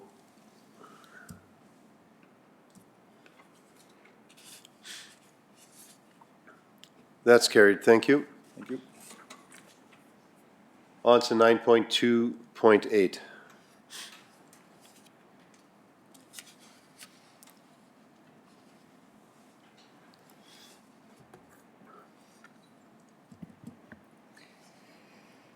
So at the November 12th, 2024 regular meeting of council, the Clayton Bellamy Foundation for the Arts presented a request for backing of a financial loan, i.e. to be a loan guarantor, in the anticipated amount of $850,000 for the completion of the construction of the Strathcona Performing Arts Theatre in the town of Bonnyville. They also requested to be added to the eligible community association list for the MD of Bonnyville Annual Community Association Operating Grant Program, which is covered under policy 3C.011. Council directed administration to explore this option further and to bring the request back to a future meeting of council for consideration. Administration has sought legal advice regarding the implications of providing a loan guarantee for any organization, as well as what the potential risks may be associated with this specific guarantee request, should council wish to proceed. MGA Section 264 and 266 relates to loans and guarantees. Section 268 relates to debt limits. Under the MGA, a municipality may guarantee a loan between a lender and a non-profit entity. A guarantee bylaw must be passed prior to guaranteeing a loan. The bylaw must set out the amount of the loan, the interest rate for the loan, the term of the loan, and the payment terms, as well as the general purpose of the loan. The amount of the loan guarantee must be recorded as a debt on the municipality's financial statements and will reduce the municipality's debt limit. A guarantee agreement is required to outline the terms and conditions of the loan guarantee. To minimize the risk of financial loss to the MD, it will include the same information as the bylaw plus the stipulation that if in default with the lender, the foundation will repay the MD and will grant the MD a charge against the land as security.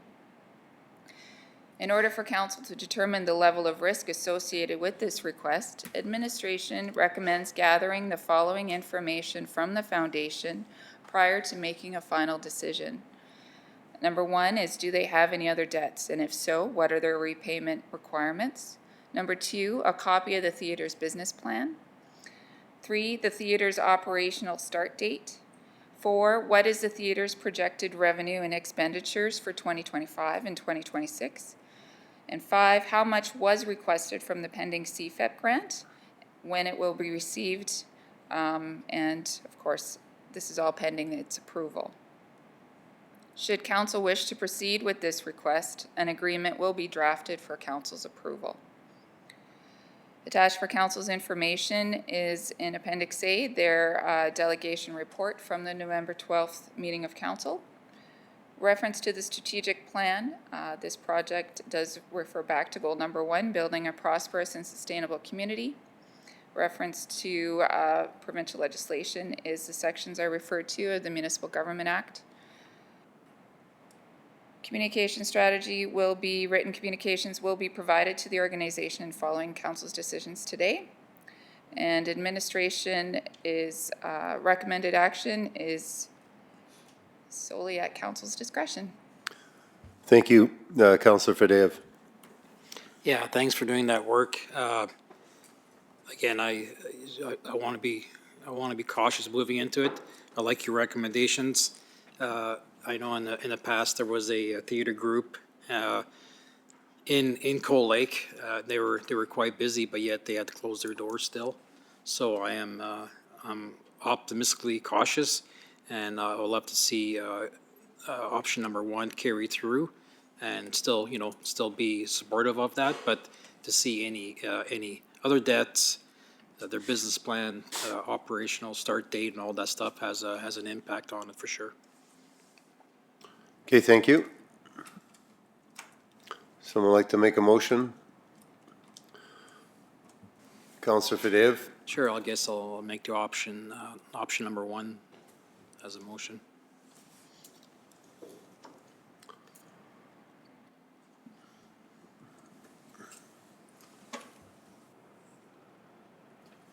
Okay, thank you, Councillor Fadeev, for making this motion. That council refers Clayton Bellamy Foundation for the Arts requesting funding support back to administration to request additional information from the foundation as following. Any other deaths, and if so, the repayment requirements, a copy of the theater's business plan, the theater's operational start date, the theater's project revenue and expenditures for 2025 and 26, and the funding amount requested from the pending CFEP grant and when it will be received if approved. And furthermore, that council directs administration to draft the bylaw authorizing the guarantee of the repayment for the loan to the maximum of $850,000 as requested by the Clayton Bellamy Foundation for the Arts, and bring it back to a future meeting of council with additional information requested for consideration. Any discussion on this motion? Okay, I'm seeing none. I'll call the vote.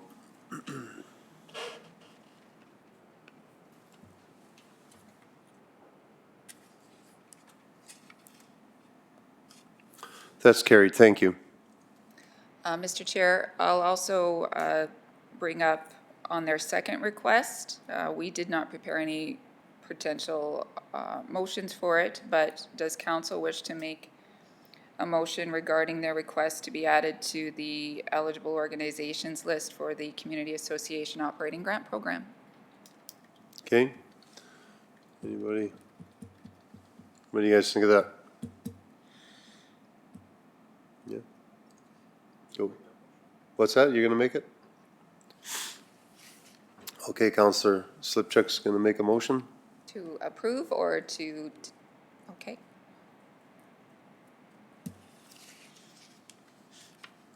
Just for added clarity, this will, what maximum level would you like that added to? Currently, for example, our community, our rural halls in that policy can receive up to a certain amount if they have a hall. The ag societies have a different amount. Was there a specific amount? We don't have any arts foundations or facilities currently in that list. So I would be looking for confirmation on how much you would like them to be eligible for.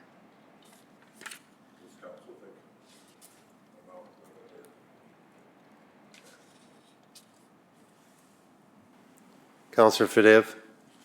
Yeah, it's tough to see the projections at all. They're not even operating yet. This is an operating grant, and if there's sufficient enough business there, then they really wouldn't need the operating grant. It is a non-for-profit, so they should be able to take care of themselves.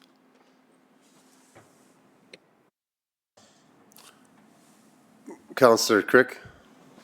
Yeah, I think we'd be better off to wait until we see their business plan and stuff like that before we go ahead and add them to a list. Yeah, good point.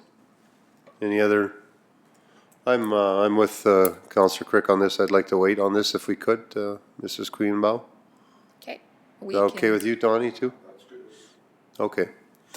Thank you. Thank you. Anything else? That's everything. All right, thank you. Great job. Thank you.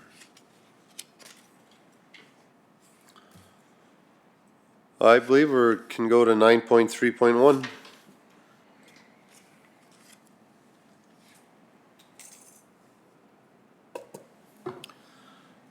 Good morning, Council. Morning. 931. Today I bring the public auction 2025 public auction conditions.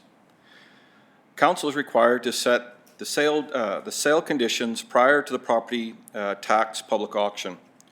The public auction conditions are required to be set earlier than the reserve bids to meet the requirements of advertising the public auction in the King's Printer Gazette. The conditions are as follows. GST will be added to all successful bids. A deposit of 10% of the successful bid, payable in cash, certified check, bank draft, or money order must be received by 4:30 p.m. on the day of the sale. The balance of the purchase price shall be paid on or before Friday of the week following the public auction. All properties are to be sold on an as-is, where-is basis, and the municipality gives no warranty whatsoever to the adequacy of services, soil conditions, land use districting, building and development conditions, absent or presence of environmental contamination, or the ability to develop the subject land for any use proposed by the purchaser. All sales are subject to the reserve bid and any conditions and/or reservations on the existing title and taxes to be adjusted as of December 31st, 2024. And this is reference to the MGA sections 411 and 418. Written notice will be sent to all affected parties as per the MGA. Our recommendation is that Council approves the proposed sale condition for public auction of lands on the tax arrears list as follows, as I've already outlined.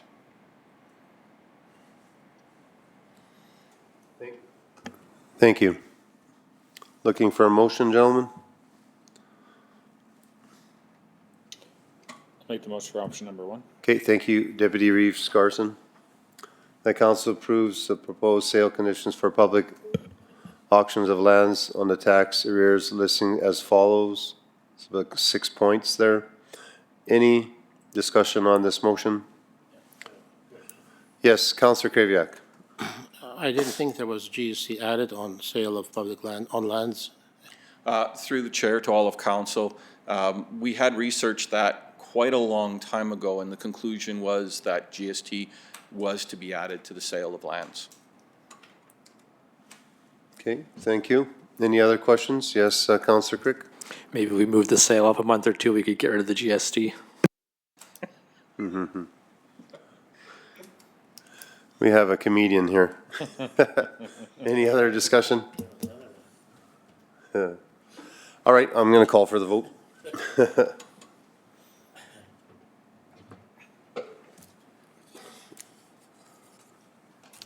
That is carried, gentlemen. On to 9.3.2. Okay, this is the public auction 2025 date and time. Council is required to set the sale date, time, and location of the public auction prior to the property tax public auction. The date and time of the public auction for consideration is Thursday, March 20th, 2025 at 2 p.m. in council chambers. The 2023 property tax arrears list originally started with 94 properties. However, as of November 12th, there are 11 properties remaining on the list and thereby subject to the 2025 public auction. As of today, there are 4 properties. There are 2 properties that are under one court action, another property that's currently in probate, and then one final company that, or property that we're hoping that the property will actually be sold prior to the public auction date. The date, time, and location are required to be set earlier than the reserve bids to meet the MGA requirement of advertising the public auction in the King's Printer Gazette. And this is reference to MGA sections 411 and 418. And written notice will be sent to all affected parties as per the Municipal Government Act. Administration's recommendation is that council approves the date, time, and location of the public auction of lands on the tax arrears list to be held on Thursday, March 20th, 2025 at 2 p.m. in council chambers. Thank you. Looking for a motion. Yes, Councillor Fadеев. Thank you for making this motion. That council approves the date, time, and location for public auction lands on the tax arrears list to be held on Thursday, March 20th, 2025 at 2 p.m. in the council chambers. Any discussion on this motion, gentlemen? I'm seeing none. I'll call for the vote.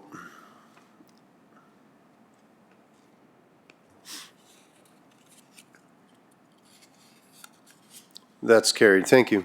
Thank you. On to 9.3.3.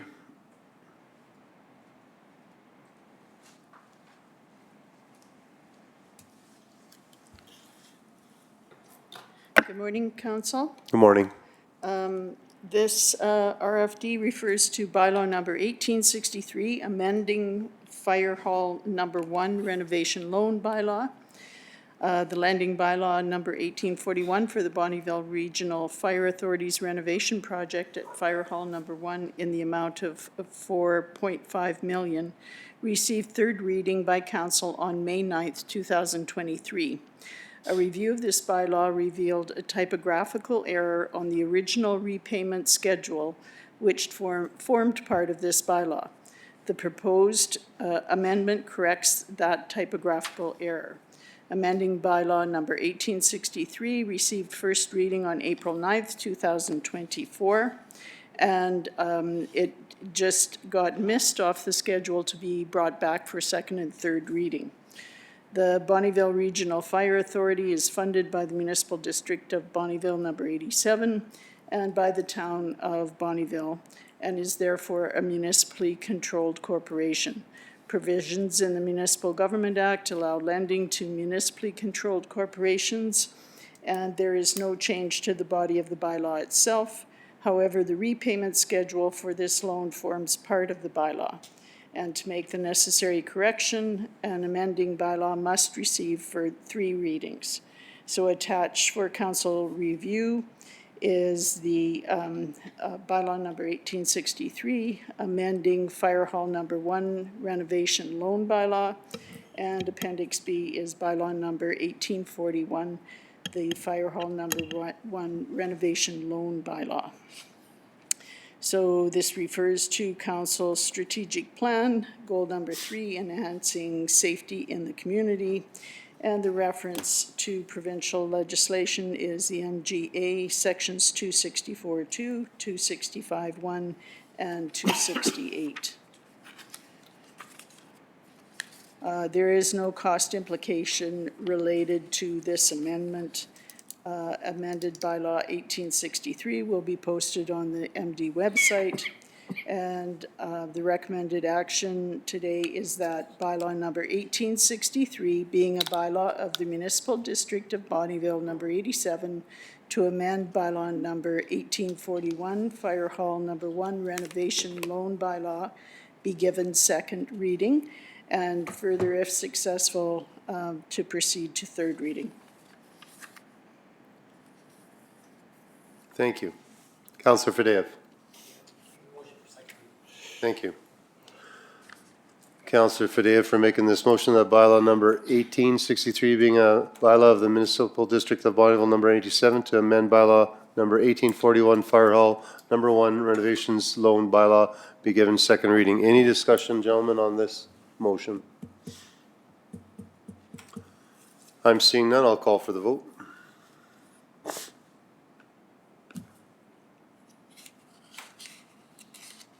That's carried. Looking for third reading. Thank you, Councillor Slipchuk, for making this motion. That bylaw number 1863 be given third reading. Any discussion on this motion? Okay, I'm not seeing any. I'll call for the vote.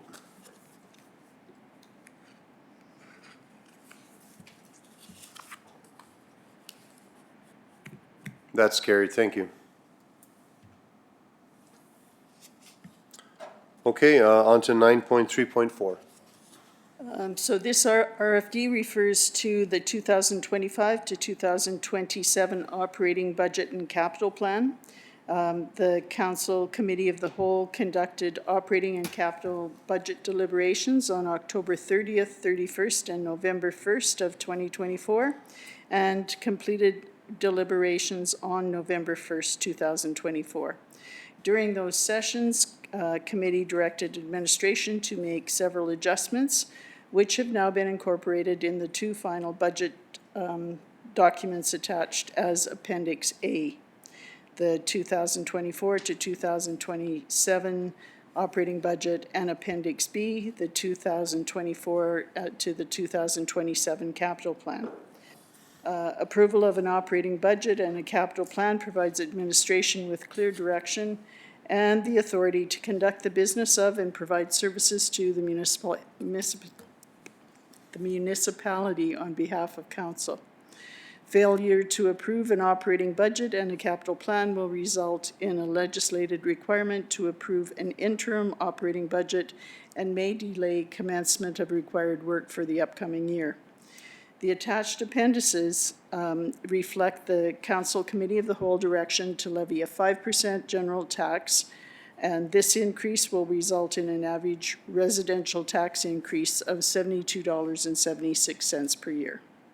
Attached for Council's review is Appendix A, 2025 to 2027 operating budget, Appendix B, 2025 to 2027 capital plan, and Appendix C, Schedule of Reserves as of November 13th, 2024. These recommendations meet Council's goal, building a viable and diversified regional economy.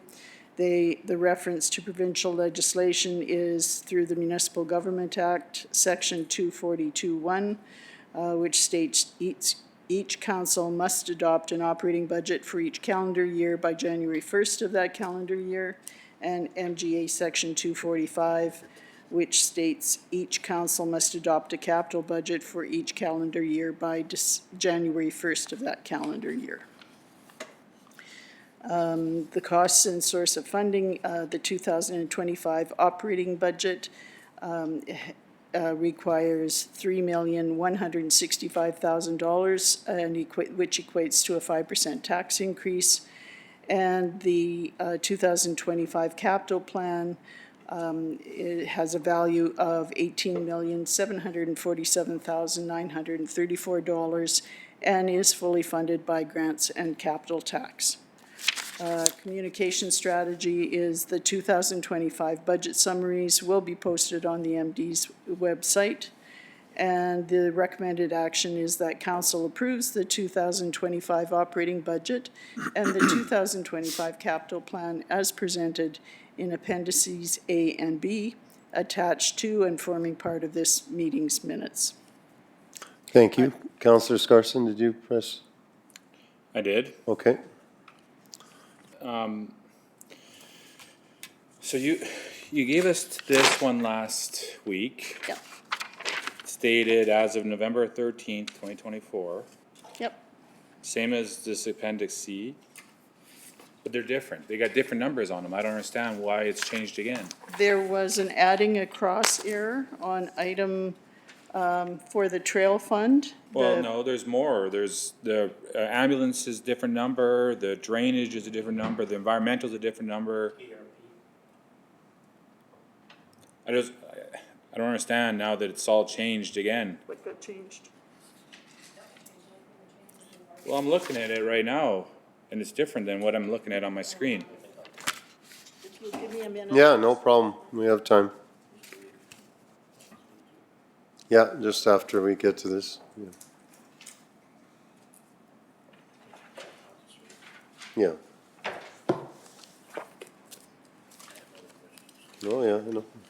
So I then see the it. total, it says total law reserves is 81 million here, and then it's 80.5 in here. So there's $1 million difference there. The remaining balance column was, we had a couple of items that weren't added across properly. And one of them was the trail fund. there was $200,000 added, but it wasn't added to the remaining balance column. The next one was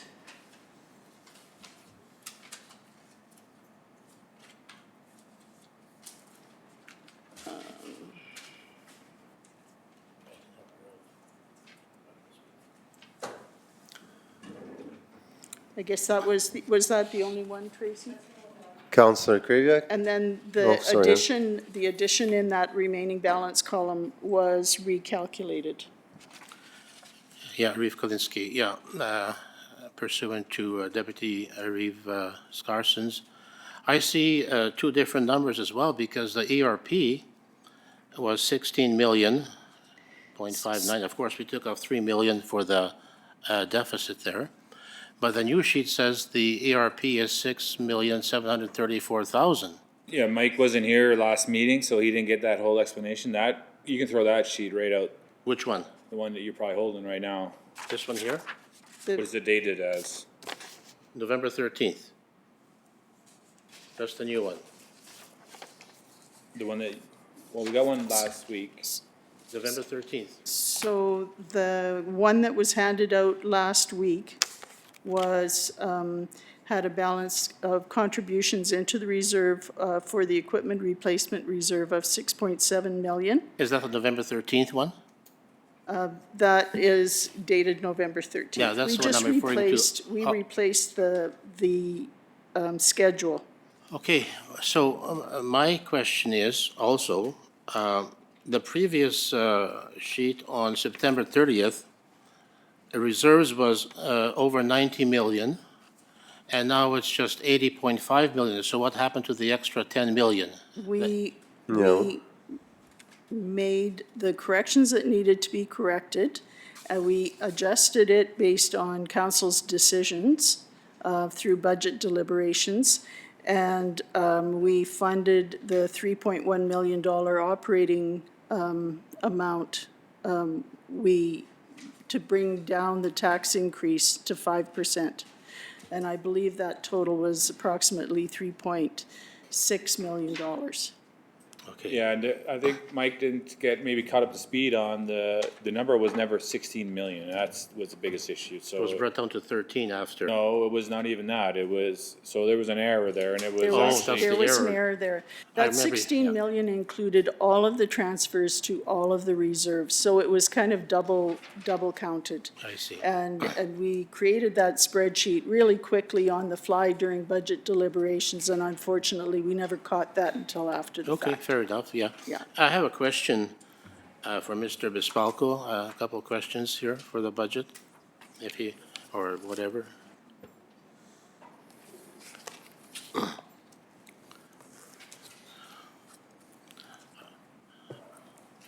Thank you, Susan. I don't know yet.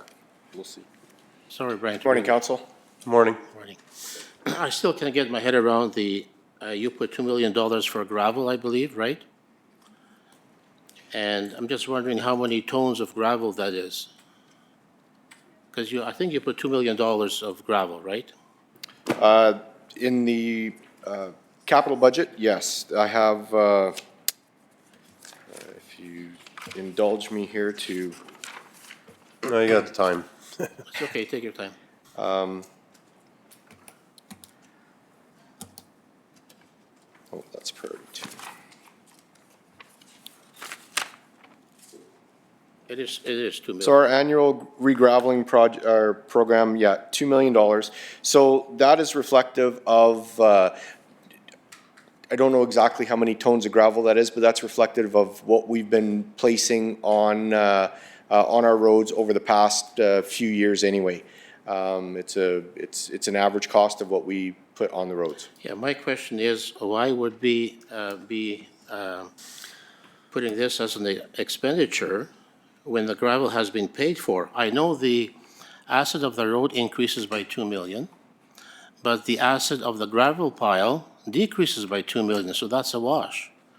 So you can gravel like 10 kilometers of road or 1,000 kilometers. This $2 million will never be used because the gravel has been paid for.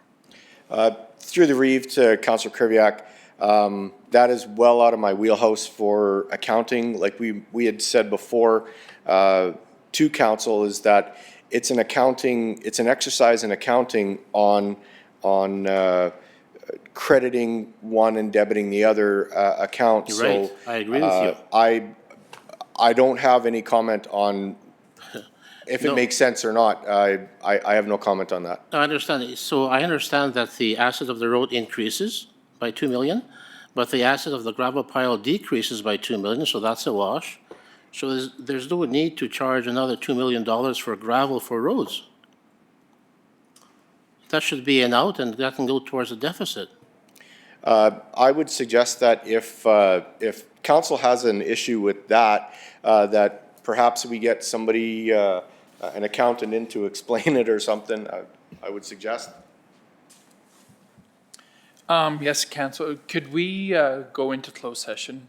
We would like to discuss something a little bit confidential. Sure, I just want to say one more thing. If, last week I bought 3 dozen eggs from my wife, and she used 1 dozen. We bought them from Sobeys. So then I went to Sobeys and I said, I'm going to pay for the 1 dozen my wife used. And she says, why? You paid for them already. Well, because you used them.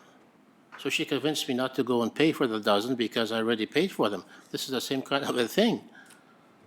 Okay, I'll make a motion to go into a closed session. Okay. All those in favor? Carried. Thank you.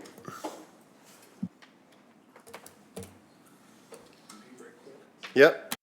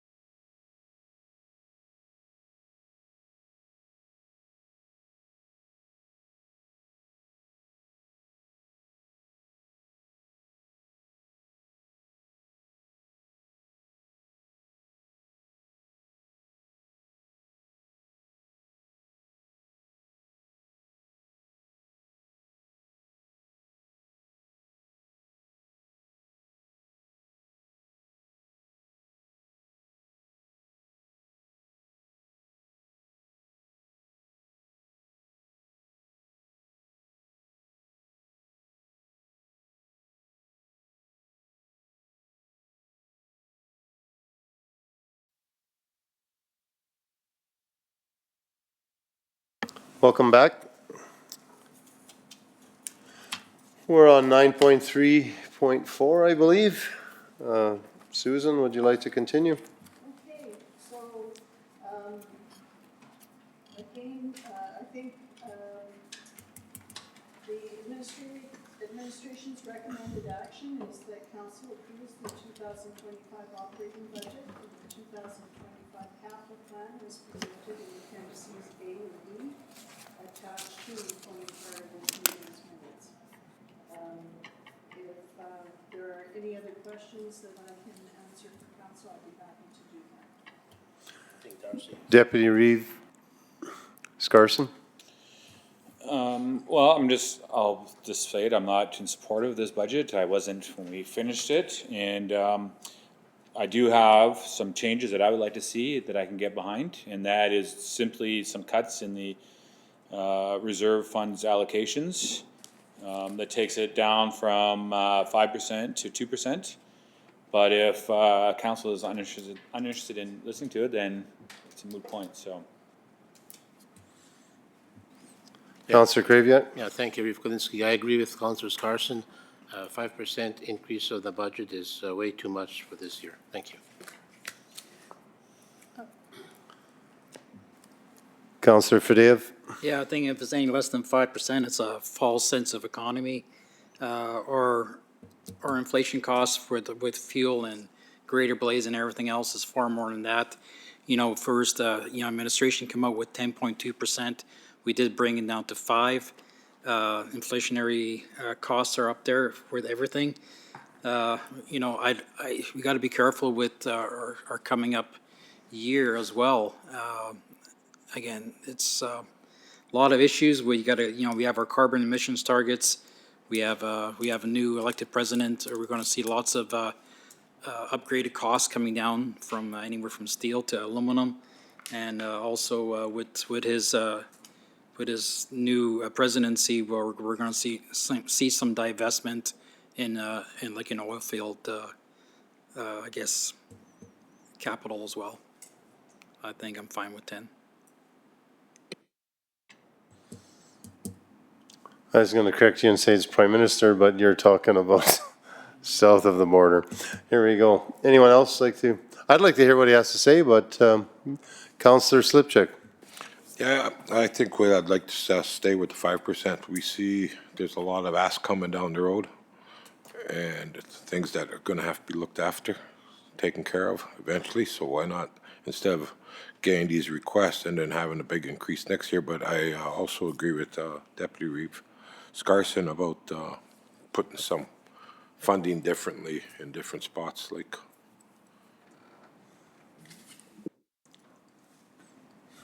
Josh, you're up. Well, I don't like tax increases, but I think it's the responsible thing to do. And I'm not about to try and pass a really ridiculously low or a election year zero budget kind of tax increase. So I'm in favor of the way it is right now with the 5%. Okay, well, I'd like to hear what he has to say. I don't know about the tax, but he might want to switch some money around here and there, but I'd like to hear what he has to say, but it's up to the rest of the council. Councillor Fadеев? Yeah, I don't know where we're going to switch from. We're not switching from capital. I think the capital equipment costs, should not be touched. I mean, it's one of those things where we have our administrators have worked hard coming up with these numbers. I'm not okay with taking money away from capital equipment costs that are eventually going to replace our graders, our fire trucks, and things like that. The costs are going to go up, but to what point, we don't know. And I think these guys have done a good job anticipating what their future replacement costs are. And I think we respect our good staff to keep these numbers there. Well, to be clear, I didn't say switch at all. I said to cut, so big difference.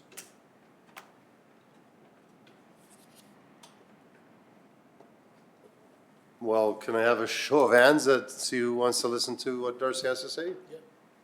I do. Okay.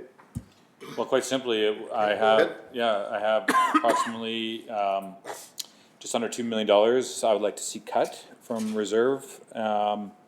First one is 300,000. Can we find our sheets first before you?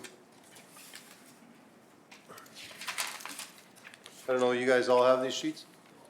Donnie, you don't have? Well, it's on, it's in your package as well, Should be. page 220.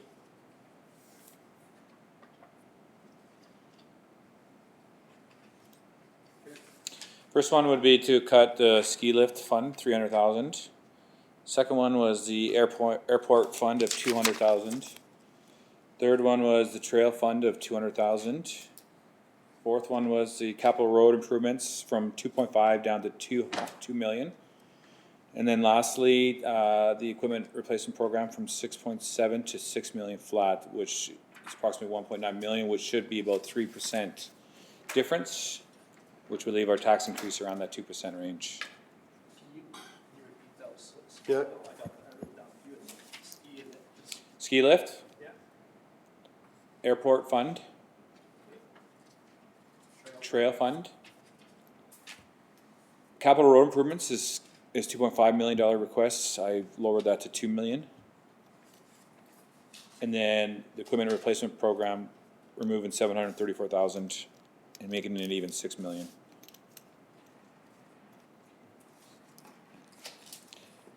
Initially, I had asked to do some switching around, but I can at least recognize now that there's no room to do that with the new numbers that were presented, so.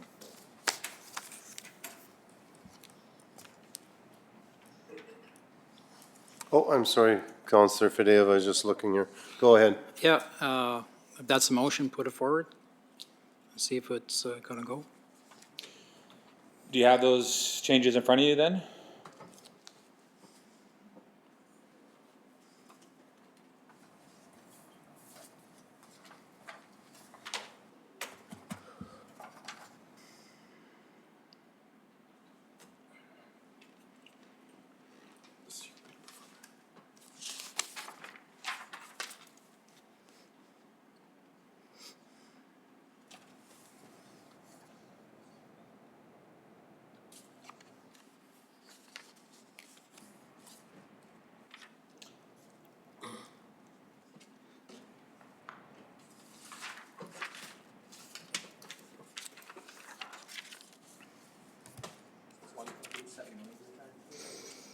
Approximately that, yeah.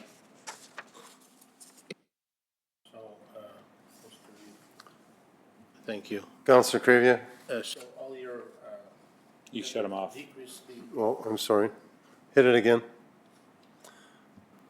Okay, go ahead. thank you, Mr. Reeves. So that would decrease the, by how much? $2 million? Well, approximately 1.8 million, which is somewhere around the neighborhood of 3% of a tax raise, so it would make a 2% tax raise. I still think it addresses our long-term goals of equipment and infrastructure needs as far as reserve funds.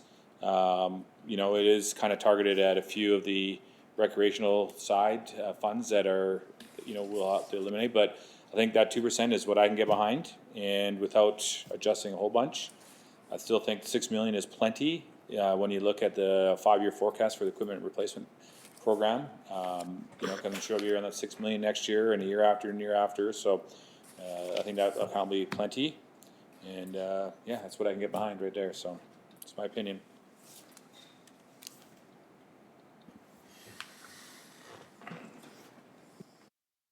Anyone has any comments on this? Ben, you had yours already? Yeah. Would you like to Susan's make a just motion? Yeah, I'll just let her finish her calculations there and verify at least what I've put together.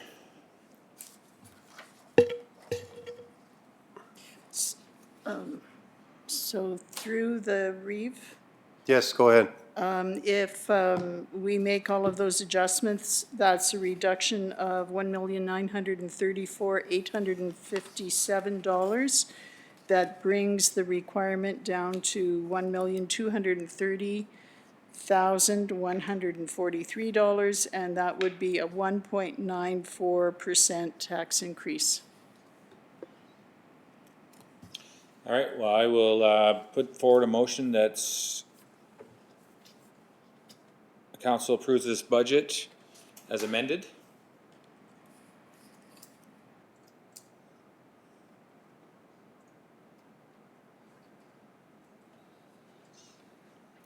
I just want to add one more comment too, that I think that we've done a lot of great work actually with our operating and our capital budget in this one as well. It's not really been talked about as much as the reserve funds. You know, we've identified some areas that we are funding that are important to us and the community. So it goes beyond this reserve fund, but to me, it was always about that increase. So that's why I got to this conclusion. Councillor Fadeev, then Councillor Kraviak. Yeah, thanks. I mean, we're 300,000 from the ski lift is, I mean, we're taking away from our own building. We're not, you gotta remember, we're gonna have the village of Glennon that's gonna come in here and it's gonna ask for quite a bit of money to replace their rink and everything else. And I mean, where's that increase gonna come from?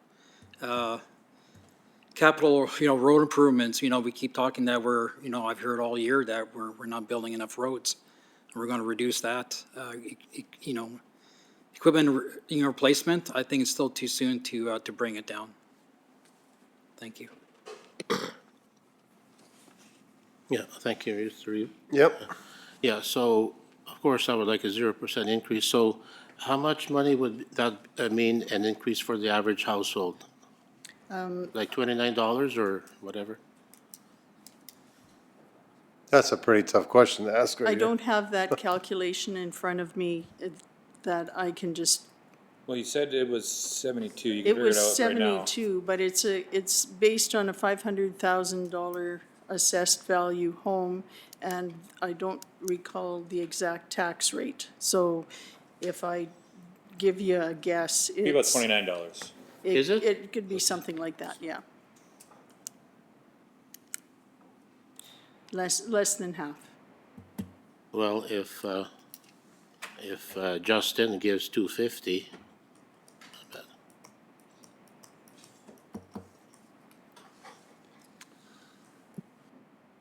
All right. Thank you, Deputy Reeve Scarson, for making this motion that council approves the 2025 operating budget and the 2025 capital plan with the following amendments to the schedule of reserves. Ski lift remove transfer of 300,000, airport fund remove transfer of 200,000, trail fund removal of 200,000, capital road improvements reduced transfer to 2 million, equipment replacement program reduced to 6 million. Any discussion on this motion? Councillor Crick? Thank you. I can't support this. Well, a few things here. So we're taking out 200,000 of the trail fund. All the trails are in one ward in the MD of Bonneville right now, and it's easy for somebody to not want to put any money into other trails when they've already got other trails built. If we've taken out 500,000 out, this amendment has 500,000 coming out of the road budget, which would effectively eliminate our shoulder pole program for the year, which will end up costing us more down the road. And if we're ever going to come anywhere near getting a swimming pool built in the area, whether it's in Cold Lake or in Bonneville, it's just going to mean a bigger tax increase down the road. Either way, whether a pool or not, I think it's going to be a bigger tax increase down the road. So I don't think it's responsible to, be going this low. Thanks. Thank you.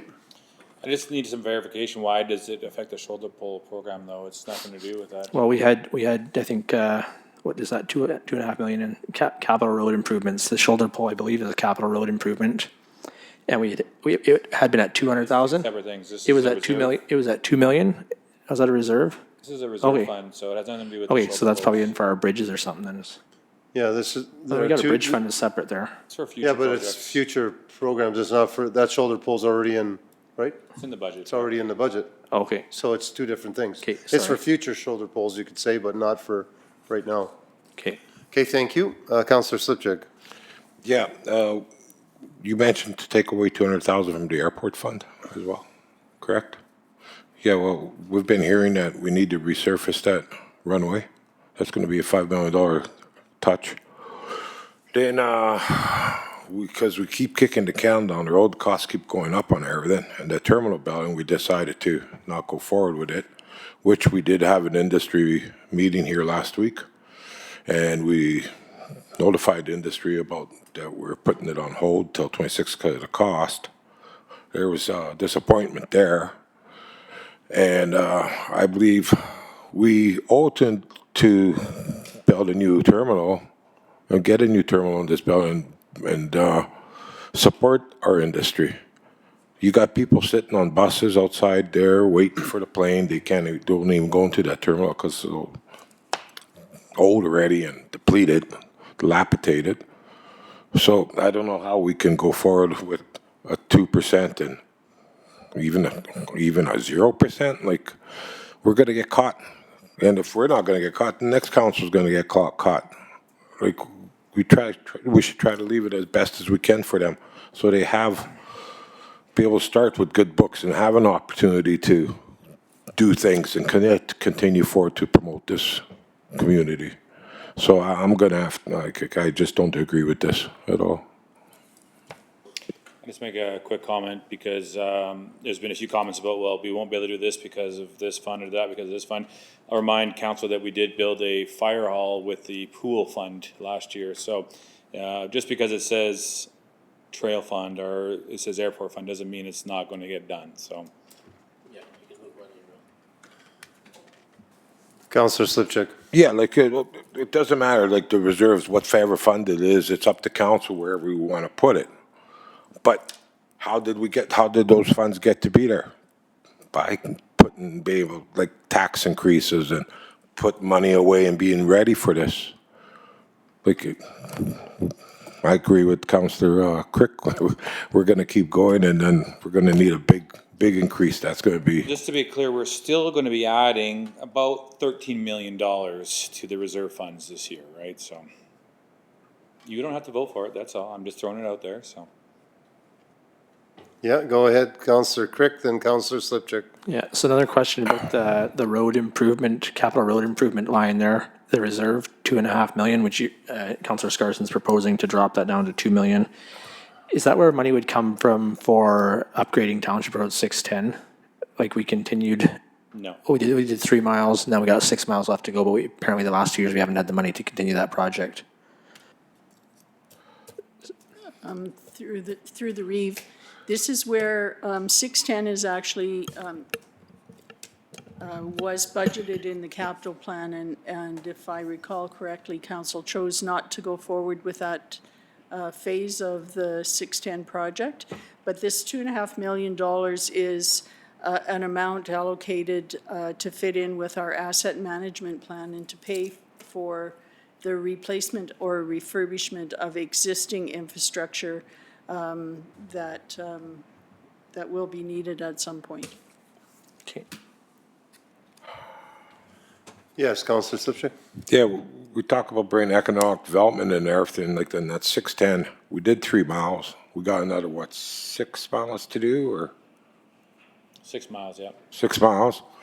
And it was for the future to be around, cut across so we could eliminate heavy industry traffic, I believe, into the community.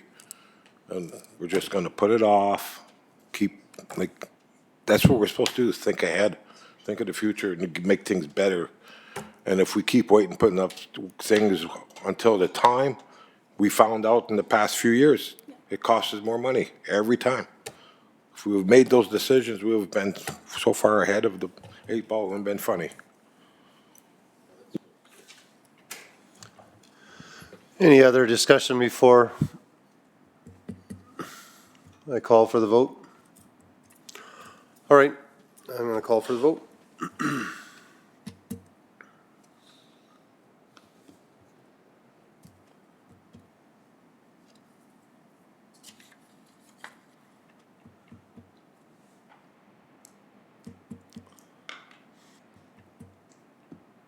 This is defeated.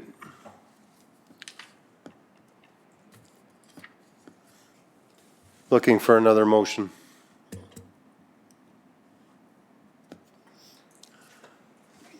I just want to, should we be, I know it's, you want this passed today, but should we be waiting for all of council to be here, or we can be always waiting for all of council to be here? Yes, go ahead, Councillor Fidel. Yeah, I think this is a very important part of it, and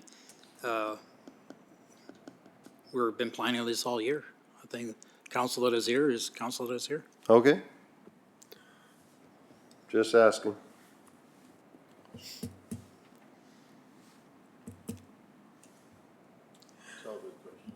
Yes, Councillor Crick. Okay, I'll move option one, that we approve the budget as presented, and I would have liked to have made an amendment to move some money for a trail, but I don't think that would pass either, so we'll just move it as presented.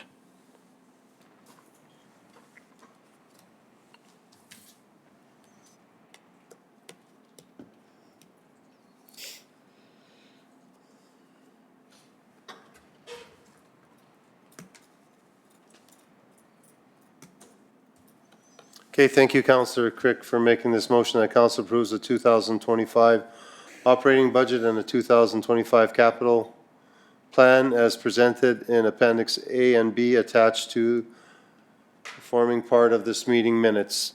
Any discussion on this motion? Councillor Kraviak. Yeah, thank you, Kalinsky.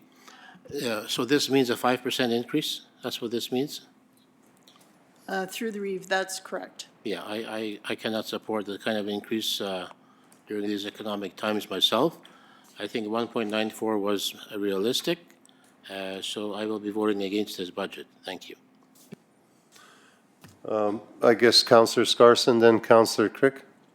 Yeah, I just wanted to make sure that I go on record as well to, it should be noted that I am completely opposed to a 5% increase, or tax increase this year. I will be voting against it as well, and I made my reasons very clear, I thought earlier. So, yeah, I'm just not in favor of this at all, so. Councillor Slipchuk. Yeah, I know earlier we mentioned about agricultural land, increased that, so that could affect this 5%. Like, I thought we were going to get options.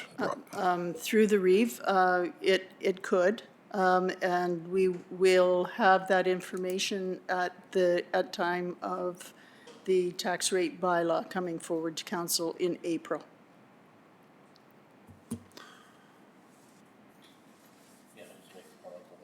Oh, I'm sorry. That's okay. Thank you. Yeah, go ahead, Councillor Kraviak. Thank you, Mr. Yeah, with regards to what Council Slipchuk is saying, if you double the assessment or the mill rate for the farmers, it'll just be an extra $628,000 because, you know, so that's not much of an increase at all. So that's, I would be voting totally against that. Thank you.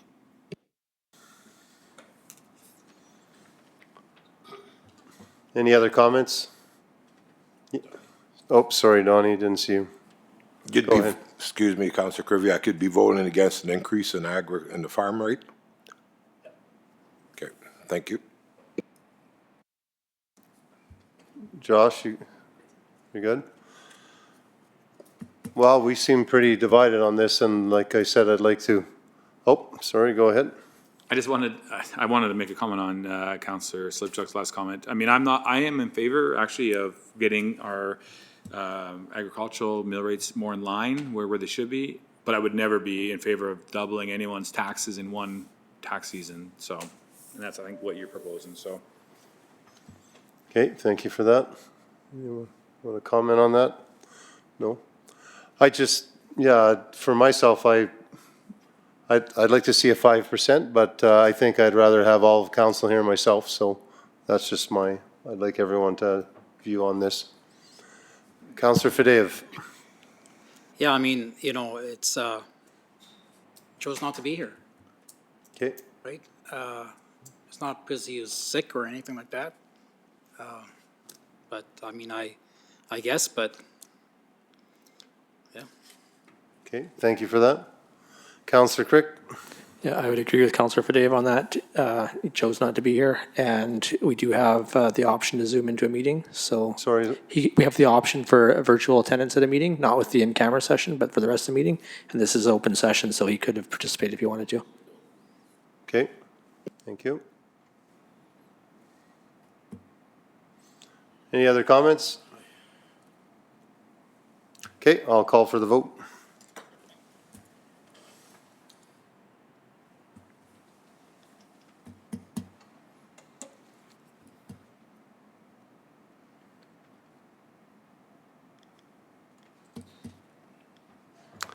That's defeated. Okay, need another motion? Go ahead. Counselor Kraviak. Yeah, thank you. I think we postpone this till the December council meeting. That's my motion. Okay, thank you. This way you won't have a. Counselor Fadeev?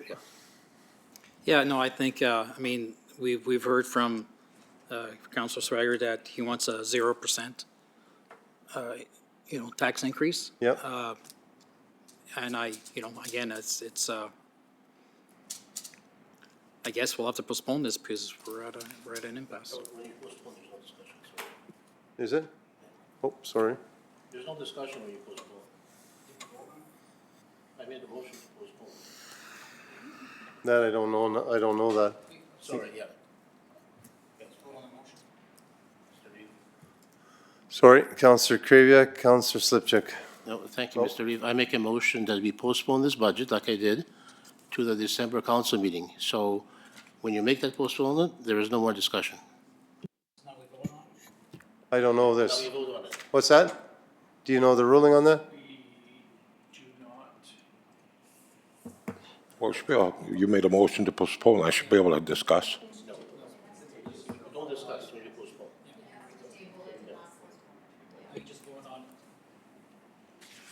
We have clarification here coming. The motion will have to be, have to be tabled. Tabled. Yeah, table, same thing, we have to use postpone now. Remember we're giving direction? I believe Hey, it is Mike, no not tabled. conversation. We were given direction by that person there. Yep. And he said you don't use table, you use postpone Okay. instead of table. So when you postpone a meeting, there's no more discussion. You have vote on it. Okay. Guess there's no more discussion, sorry. Clarity? Yeah. Okay. So if this motion is a tie, then the motion's defeated, is it not? That's right. So then what happens? Need another motion or else you move on. Okay. Mr. Reeve, there's no discussion.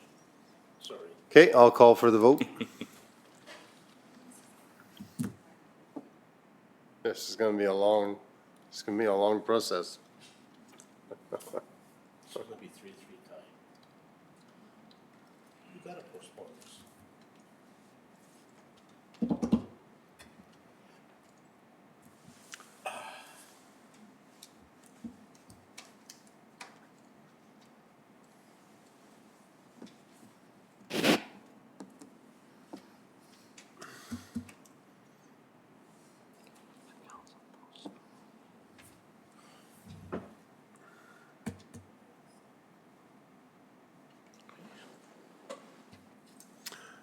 Okay, this is defeated.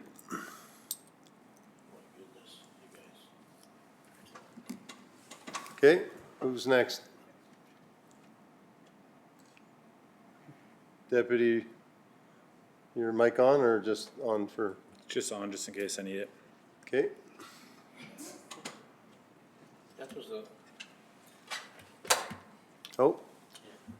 Counselor Kraviak. Thank you, Reeve Kalinsky. That was the logical thing to do. We can make a decision on two other motions. So to postpone it would be, and then you won't have a tie. We'll have 7 of us. So it'll be passed one way or the other. Thank you. Counselor Slipchuk. Yeah, you want to postpone it, so I want a question, but you said you can't speak if it's a postponement, so now I'll speak. So if it's postponed, when one of us gets flu season, one of us is missing, you're going to keep postponing it again? No. No. But we will this time. So what's the difference? He's on holidays. He chose holidays. He knew If- this was coming. I'll tell you what, If I'm sick, what if I'm sick? I miss next one. Are you going to postpone it for me? No, definitely not. we're gonna set a date for the next one, whatever date that is, and that's when we'll make the decision. If you're here, you're here. If you're not, you're not. Didn't we already do that No? Oh, yes, maybe. with today's meeting?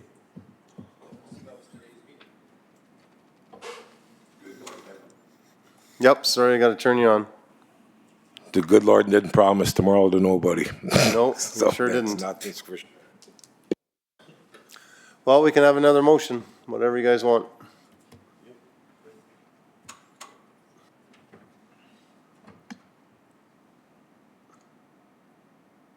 Oh, I'm intense watching you and I forget to push the button. Yes, go ahead. Thank you, Councillor Crevier. Kalinsky. I was tired of waiting. No. Yes, I know. Sorry. You Well, have the right to I be. think I'm going to make another motion to postpone till the next council meeting in December. And whoever is not here is not here. We just have a vote regardless, and that'll be final. Can you make the same motion twice in a row? That was a little different. It's the same intent, exactly. It's a different intent. Councillor Crick. Yeah, that's a point of order. It's same motion. It's just different wording, but the exact same intent. I guess I'm not allowed to. Can we just take a 5-minute recess? We'll Sure. just check with the See the procedural proper? bylaw. We're gonna take a 5-minute break so we can figure this out.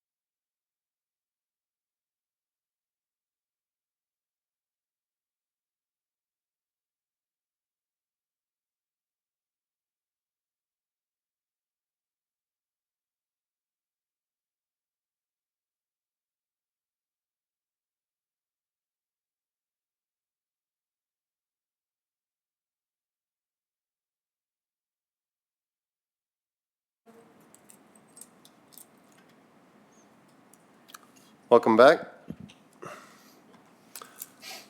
I guess I can make a motion to continue, or I can not do anything and wait for the December meeting, and I'm gonna choose to wait for the December meeting. So I have all of council here. Might not make sense to all of you guys, but that's what I wanna wait for. Very good. Can you make a motion to accept that as information? We could, yeah. Then it has to come back, I guess, right? Yeah. Go ahead. Counselor Fideo. So your ask is for all council to be present? Yes, or maybe my ask should be, the next council meeting, it's gonna be finalized, whoever's here is here. That's probably a better way to do it. That's not all council to be here. Yes. Okay. Okay, well, I'm giving them an option. Okay. Okay, That's what I wanted, yeah. thank you. Any other? I'll wait for that to come up. And that can get defeated. Go from there. No, don't defeat this one, guys. Well, everyone can make their own mind. It's already there. It's the best.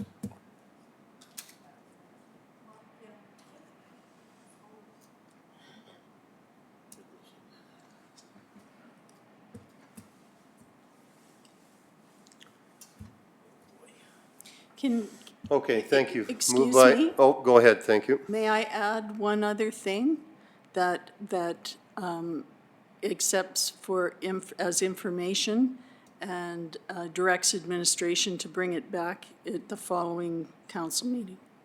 That's correct.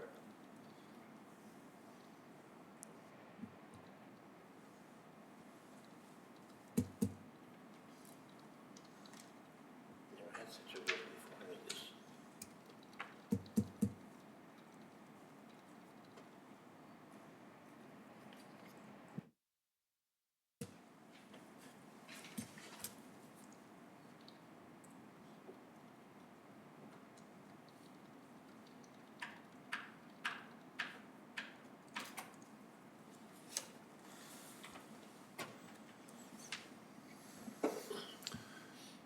Okay, and then at the end of that, plan to the December 10th, 2024 regular meeting of council for consideration. Any discussion on this? Councillor Crick. Yeah, I just want to say I have a lot of respect for you as the Reeve, but I don't agree that we need to wait. I've been on council for over 3 years now, and I haven't missed a single council meeting. And if somebody was, if there's a medical emergency or something somebody has to miss, I 100% understand that. But this isn't the case this time, so I think we can just go ahead and vote on this and carry on council business. Okay, thank you. Any other discussion? Okay, I'll call for the vote.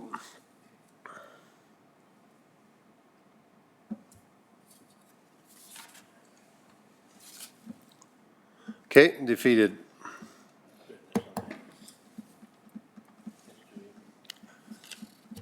Councillor Kraviak. Thank you. I move to adjourn this meeting. Okay. We have a motion to adjourn this meeting. Any discussion? Councillor Fideo. Yeah, there's there's a few items still to finish, so I'm not sure why we would adjourn. And I also like the Reeve to reconsider you're on the prevailing side on the 5% increase. Okay. Any other discussion on this motion? Councillor Slipchuk? Yeah, I agree with Councillor Fideo about the postponement. There's some correspondence that should be discussed prior to adjournment. Thank you. I guess I'll withdraw my motion. Thank you. This motion is, Sorry about that. I didn't know, yeah. it's okay. Yeah, that's.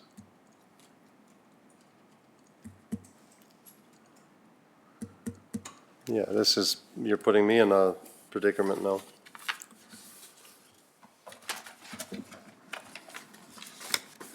Anyone else like to make any other kind of motion? Yeah, Councillor Fideo. And since we're on the other side, I can't make the motion to bring the 5% back. The only Yeah. one is Councillor Kerviak, yourself, and Deputy Reeve Scarson that can. That's why I made the motion already once to, On the 5, did you make that well, motion? Did we, I said to bring it back was my motion. to bring it back to the following meeting? Yes, and it got defeated, Correct. so that's why we're back here where we're at. Yeah, I didn't make the motion to bring it up to 5 okay. at this time. Thank you.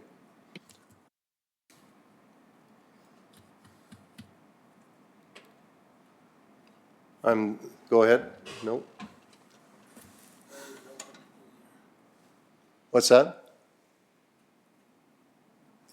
Speakerphone. I don't know what to say or what to do here.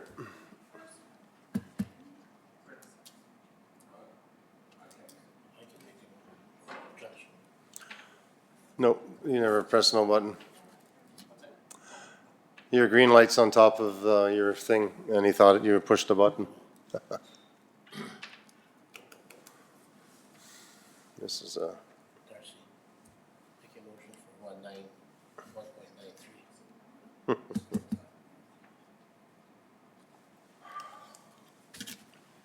Okay, well, we gotta, what are we doing here? Yeah, I'll never make that motion. Neither am I.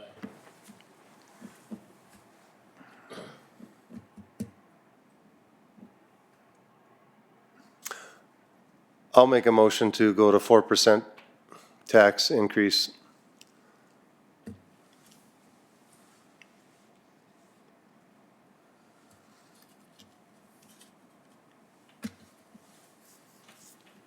Any discussion on this motion? Councillor Kraviak, Yeah, thank you. I'll be voting against this motion. It's too much of an increase. Thank you. thank you for that. Councillor Scarson or Deputy Reeve Scarson? Yeah, I mean, I've already said what I've got to say about where I think the budget should be, and I haven't changed my opinion, so. Okay, very good. Anyone else? Okay, I'll call for the vote.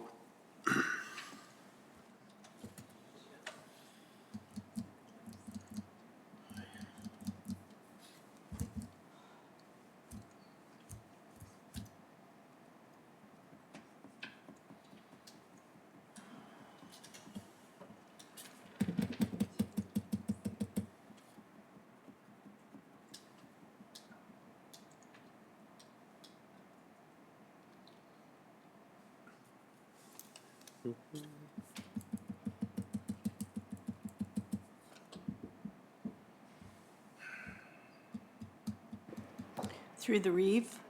Yes. If I could ask for clarity as to what would be reduced in order to bring the budget down to 4%? Yeah, that's a good question. 600,000, look at Josh. How much would that be? It'd be around 600,000? 633,000. All right.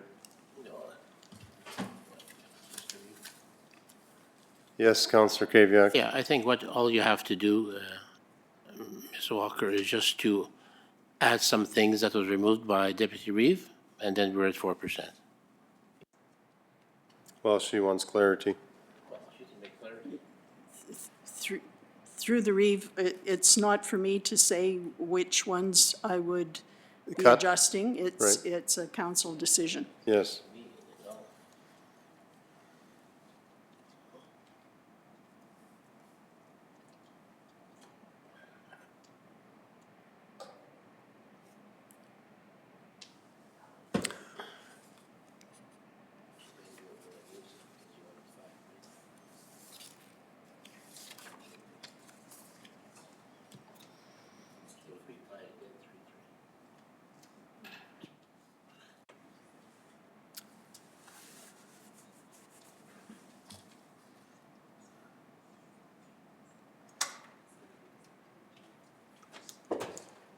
Well, there's nothing here that you can, you could take 100,000 off of each one to make it, but that doesn't make, you could go,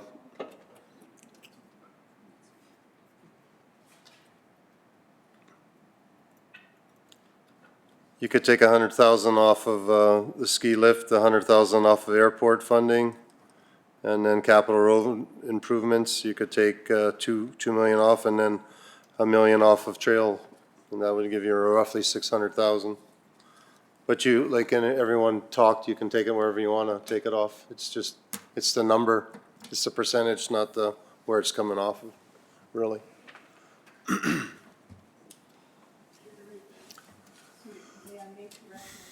Yes, you may.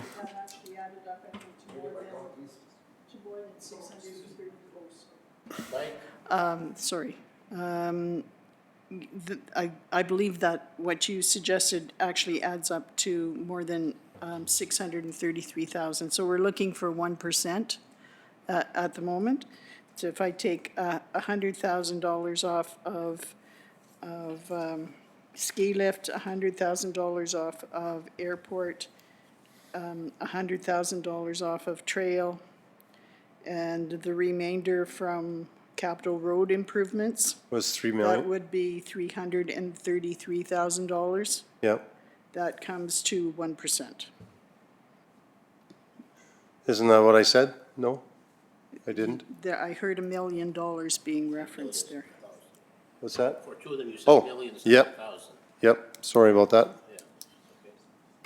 That's all right. Don't make mistakes. Well, that's a pretty big mistake. Most of us make. Then it'll be down to 1.94. All right, you guys clear on this? I'll call for the vote. Yes.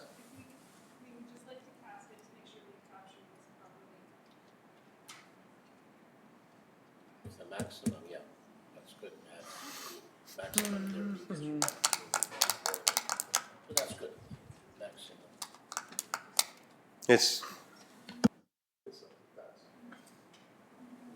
Well, I'll just state that I will be shocked if this one passes, because then I would wonder if 5% wasn't the low mark, maybe 4, or what was the low mark that we're gonna go to? 3? I'll be shocked too. 2.5? 6. Interesting. No. Never know. Yeah, I know Ben's willing to engage too.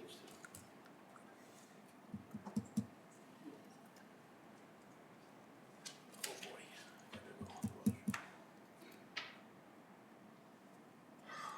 okay, you guys see it up there? Any discussion on this motion?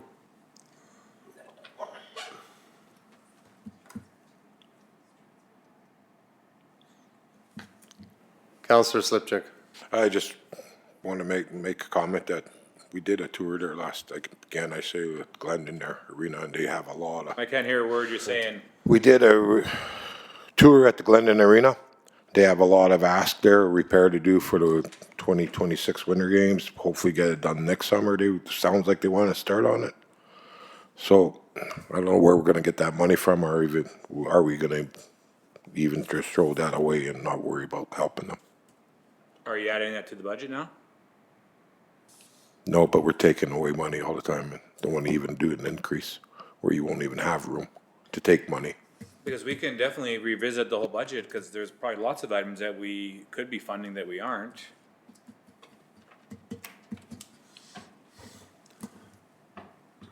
Yeah. Anyone else?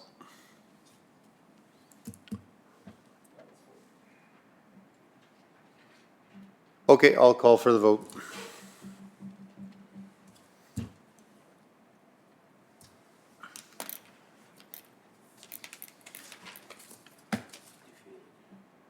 Okay, that's defeated entirely. We need to postpone this to the next meeting, gentlemen, or table it, or whatever. So, because this is getting ridiculous already. Unless somebody has a different, this is gonna be 3-3 forever here. Are you guys okay with that? I can't make that motion, can I? Can I make that motion to postpone this now? I'm sure somebody can make the motion. Yes, go ahead, Counselor Slipchuk. I'll make the motion to table it. Who's here is, who's ever here then is here.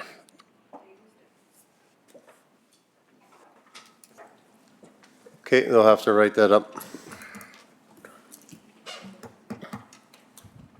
it to December 10th, is that correct? You need to Yeah, but are we allowed to do that? We already had that today. We did have a date and time, that last motion. Hopefully we don't get sued over it.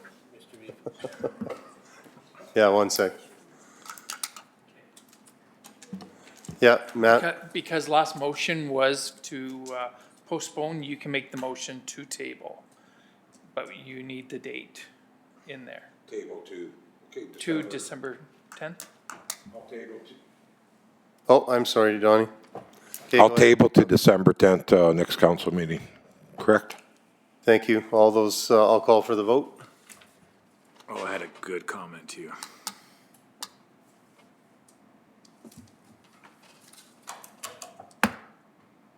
If this doesn't pass. Carried, oh, just carried. Well, at least then, by then, the voice of reason, Counselor Swager will be here. so Absolutely. Should be much smoother. I'd clear your calendar. All right, let's get on. Let's take a 5-minute break. Oh, Sorry we're so about close that. to the end though. Yes, I need it.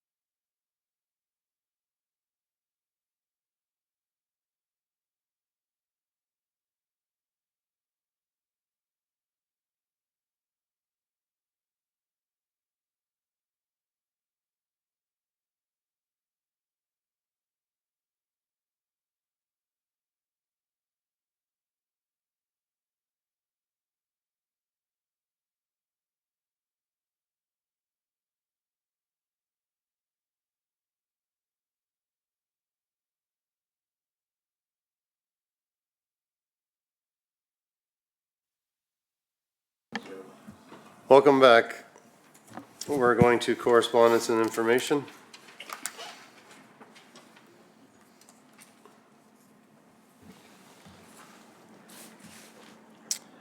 Thank you, council. So there are a few items for correspondence to discuss. First one is a request from the Grand Center Golf Club. The request is for contribution for their whole sponsor for a 5-year term of $10,000. This request, we've never received, to my knowledge, a request similar to this, so this would be new. Or have we? Mr. Reeve, just to clarify, the MD has had a whole sponsorship at Grand Center Golf Course for the last 10 years. It had previously been funded through the Community Action Grant 5 years ago. It was a 5-year term, so they've just approached us asking if we're interested in renewing our whole sponsorship for this year. Unfortunately, one, it's above the amounts available through the Community Action Grant now, and two, we don't have another opening intake date for the Community Action Grant for 2024, which is why it's here with council correspondence, because currently through our current budget, we don't have provision for it. Okay.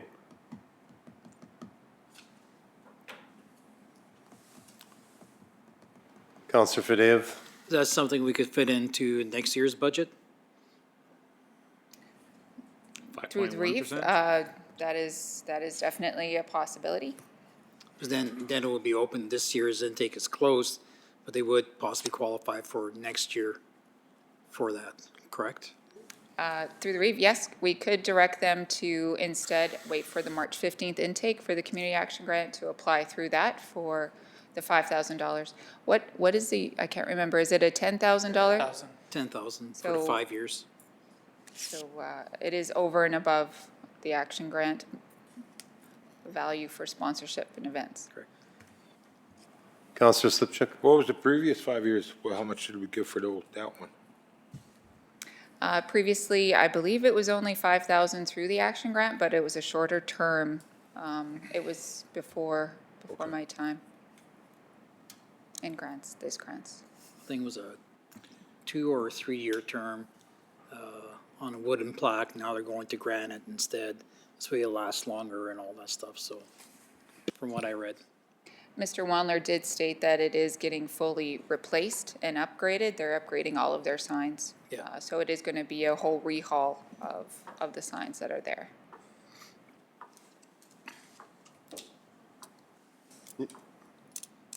Yeah, take it Yeah. to next year. I think make a motion to let them know to apply, our funding is closed, and tell them to apply for next year.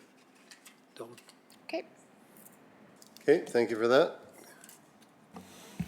Go Okay. ahead, Matt. So next three, we have two information articles from Leica, one being the Winter Wildlife Monitoring Program for 24-25. Next is an email from Leica regarding the water availability engagement, and there's a survey on that. Next is the letter of Innovation Science Economic Development Canada, request for nominations for Prime Minister's Award. After that, we have just certificate from the Rolling Barrage of PTSD Foundation, certificate appreciation. Next, 10.6 is a letter of from the Grand Center Lions Club, Santa's Anonymous donation request. Yes, sorry. So what have we done in the past for them? Which I don't know is Through the about Reeve, Santa's. that's a good question. We have in the last 2 years, through the donations and sponsorship policy, provided $1,000. Unfortunately, the budget is depleted, therefore we've brought it back to council in correspondence for consideration. CEO fund? You know, there's funds. I'll make the motion for another 1,000 from your Community Action Grant Reserve Fund. You've got money there for it, so. Can we, you want to do that right now? Yeah, just do. Okay.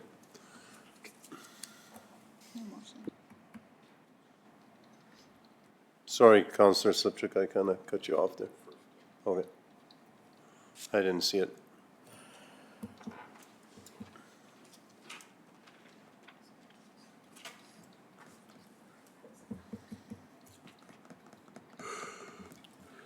We do have $1,000 in the council public relations. If you want to save the reserve fund. Sure. Okay. No more PR. Hey, No more PR. all right, December.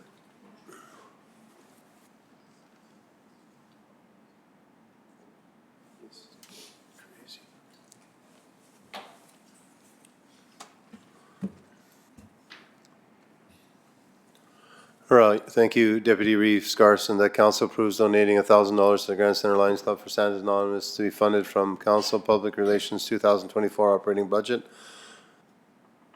No discussion. I'll call for the vote.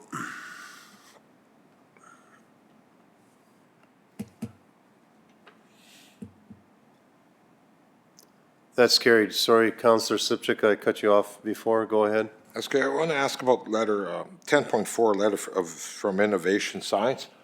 So did we ever get that before? I don't recall ever seeing this previous years. Is this our first year for this? No, we've got this before. We did? So do we nominate someone? Do we mention, or what do we do here? A couple of years ago, somebody won from here. Who was it again? I can't remember. It was a pretty big deal, though, for sure. So we put the name Nominate forward? someone? Anyone can nominate. Yeah. We'll do it right here?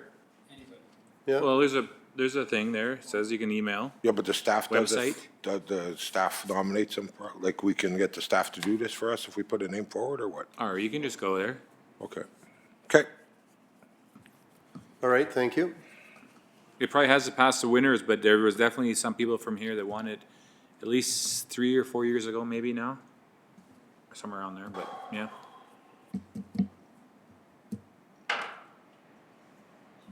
Okay, so next would be the letter from Notre Dame High School Wildcats request for financial support for the provincial AAA volleyball tournament.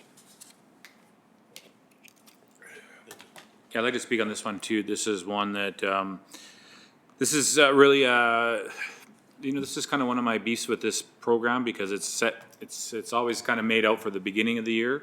And so, the hockey people and the baseball people can always take advantage, but the volleyball girls and the boys, at the end of the year, this fund was depleted. And usually Esther can just go, yeah, it's good, but, when it's these requests, but obviously when there's no money there, then she can't do that, so it has come here. But it's such a timing thing with this when you got this much, and we promise everyone that we'll give you $500 to go to provincials with, and then when this time comes in the year, we just say, no, there's no money left. So anyways, it was, I was disappointed to hear that, but it's the same thing every year, I find. But either way, I'm gonna make a motion that we support it for $500 through that community action grant reserve again. We could probably come out of the council public relations. We'll have a little bit. We only had $1,000 in there, he said.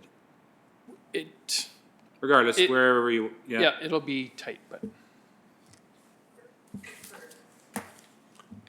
Great, just through the rave, just for full disclosure, we did provide promotional items instead of funding. We provided the team and the coaches with empty water bottles. Approximate value was just under $400. Yeah, I Thank you. agree Go with these ahead. ones here. It's really tough because they don't know they're going to provincials until like 2 weeks ago, right? So Yeah. they win their zones, then they move up. So it's a real tough call on the school's part to ask for the ask when. And then where's this one here in Medicine? It was in Have it drawn Pinoka. out? It's over. Pinoka, It's okay. over already, but it Yeah, was yeah, in Pinoka. yeah. But, Watched one of their games. It was good. Yeah, I think they won, actually, this team. I so. don't know. Yeah. Anyways, they could still use the money to help with some of the expenses for sure, so, yeah. All right, do we have that motion ready to roll?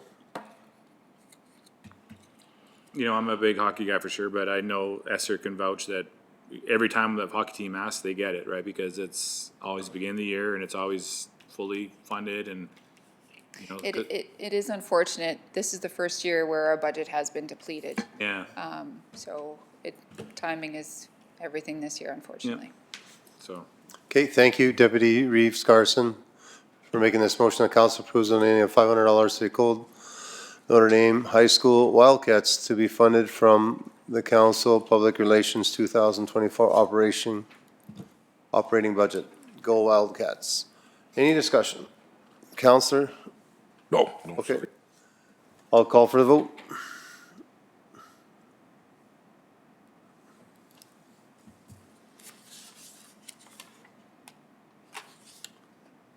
That's carried, thank you. On to council, I need a motion. Need a motion for correspondence, yeah? Counselor Slipchick or Counselor Slipchick? Yeah. Okay, thank you, Counselor Slipchick, for making the motion that council accepts the following correspondence information, 1 through 8. Any discussion? Seeing none, I'll call for the vote. I'll just give my report and then I really do have to run, so. Yes, absolutely, go ahead. Yeah, so, and it's pretty brief, but it's, our BRFA meeting was canceled last week. I think it's rescheduled for today or tomorrow or the next day. I have to find out. But, so nothing to report there. We haven't had a Winter Games meeting in a little bit, but I did send everyone, when they check their emails, the budget. We've had it for a while, but it hasn't been distributed, so after the last meeting, I asked for it, and then I forwarded it to everyone, so you guys can have a look at that and see exactly where we're at with that, so. Other than that, that's rolling along nicely. Violet is the games manager, and she's got an office now to see too. Yep. And I think she's hiring some staff there and stuff, and things are rolling along nicely there so far, so. Yeah, we had a report on the office yesterday, so, at our meeting. Yeah. Okay, thank you. Who's next? Yeah, go ahead. I better turn them on. Okay, thank you. Thanks. Yeah, I attended the FCSS conference, the provincial conference in Edmonton. Also the Rita Regional Zone meeting there. And congratulations to Town Councillor Kayla Blanchette. She's the chair of the provincial FCSS committee now. FCSS AA, I guess. In the regional meeting, there was some discussion at the end, and someone had got up and said that we should be advocating the government of Alberta for a guaranteed income in Alberta. So I got up and said that we don't want anything to do with socialism, essentially. And the room, I think, agreed with that we don't want to go down the road of socialism to that extent.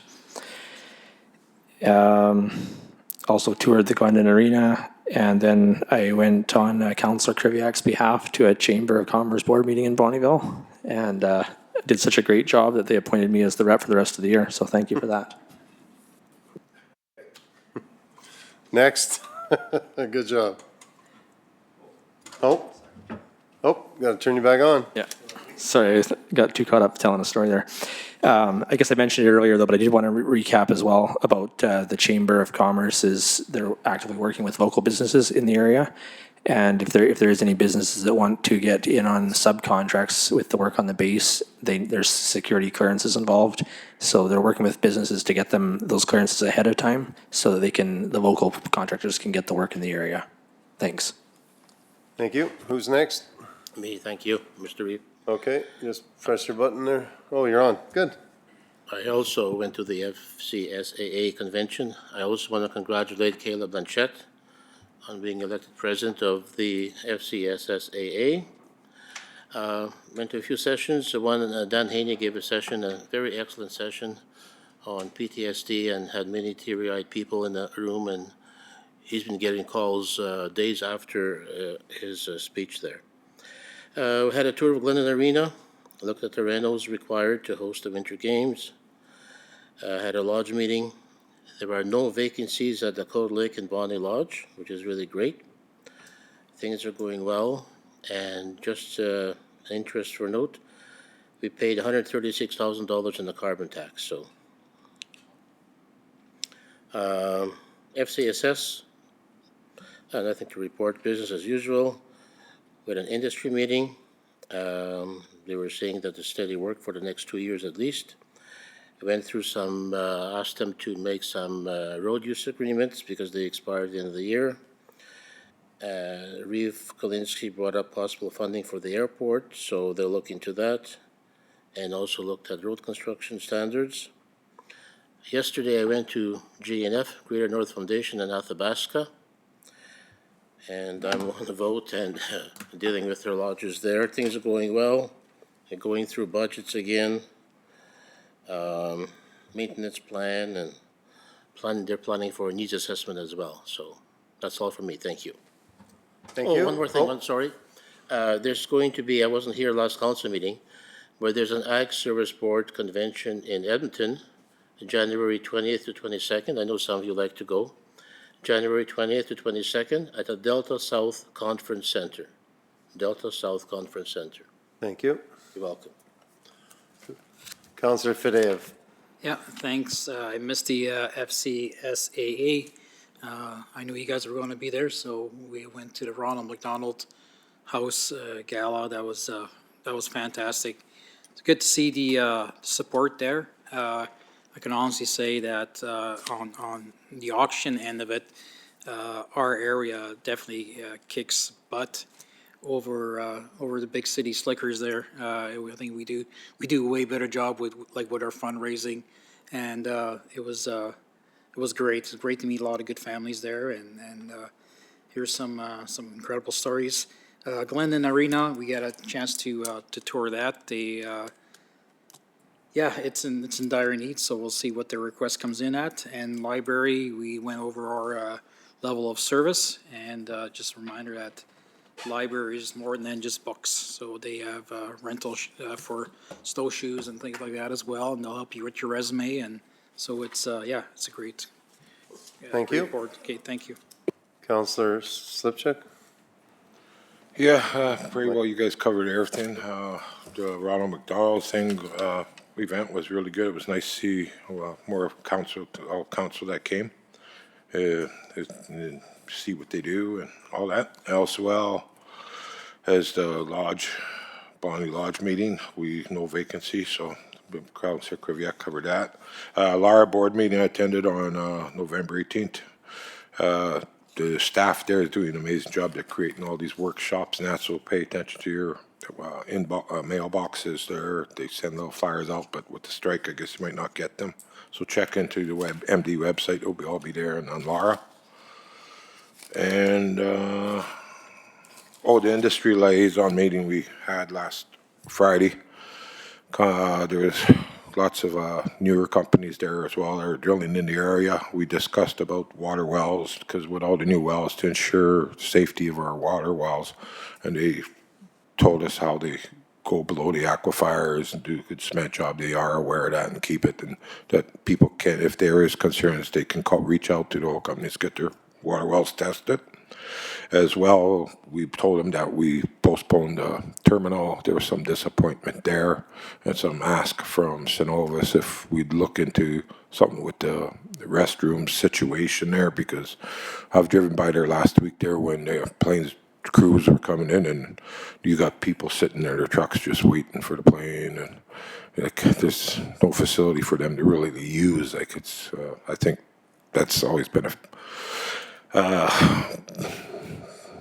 neat want I think that we need in our community, and I believe Brian Bespalko is going to look into washroom opportunities of their request. And other than that, that's about it. Thank you. Yeah, Councillor Fideev. Yeah, just one more thing I want to update about Ronald McDonald House.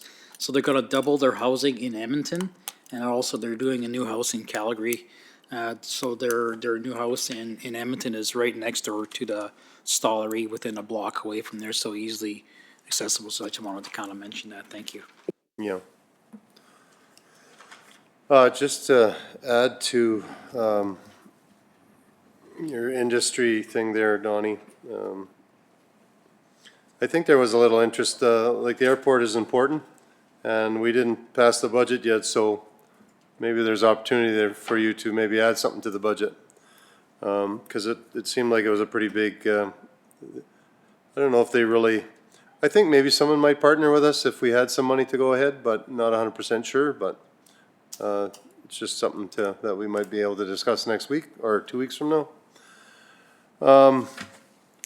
Still, back to the Ronald McDonald House, I have to say, yeah, we represented our area quite well. I'm very proud of the counselors there and their wives. You know, they're around the crowd and getting to know people. And I have to say one thing about them. Some of the big wigs, they came around our tables and thanked us for coming. They would literally come right into the table. That's one of the things I liked is probably had that 3-4 times. And they would literally come to your table and thank you guys, each and every one of you guys for coming. I think that was pretty classy, and I think each and every one of us appreciated that quite a bit. It was well done, but if you look at the galas we have in our area, we attend, you know, 2 major hospital ones. They do a pretty good job. We're right up there with, like Ben said, the big cities, so I'd have to say we do an awesome job there. Went to the Glendon Arena with the rest of you guys. It was a great thing. We heard a bit from them. It is an arena that's getting, oh, I'm sorry. Thought that was off. It is an arena that gets used by a lot of our kids in this area. So we're definitely going to look into that. Industrial meeting, I'd have to say Brian and Monte really did a smash-up job there. Kind of put their foot down on a few things, I think. But I appreciate what they did. They ran a real good, Brian ran a really good meeting, and it was probably the most groups of oil companies we ever had at a meeting, so it was pretty cool. Everyone's coming to the table there, so that's pretty nice. Did a water commission meeting. Glendon's trying to get water to the area. That was one of the main things. It was just ordinary meeting.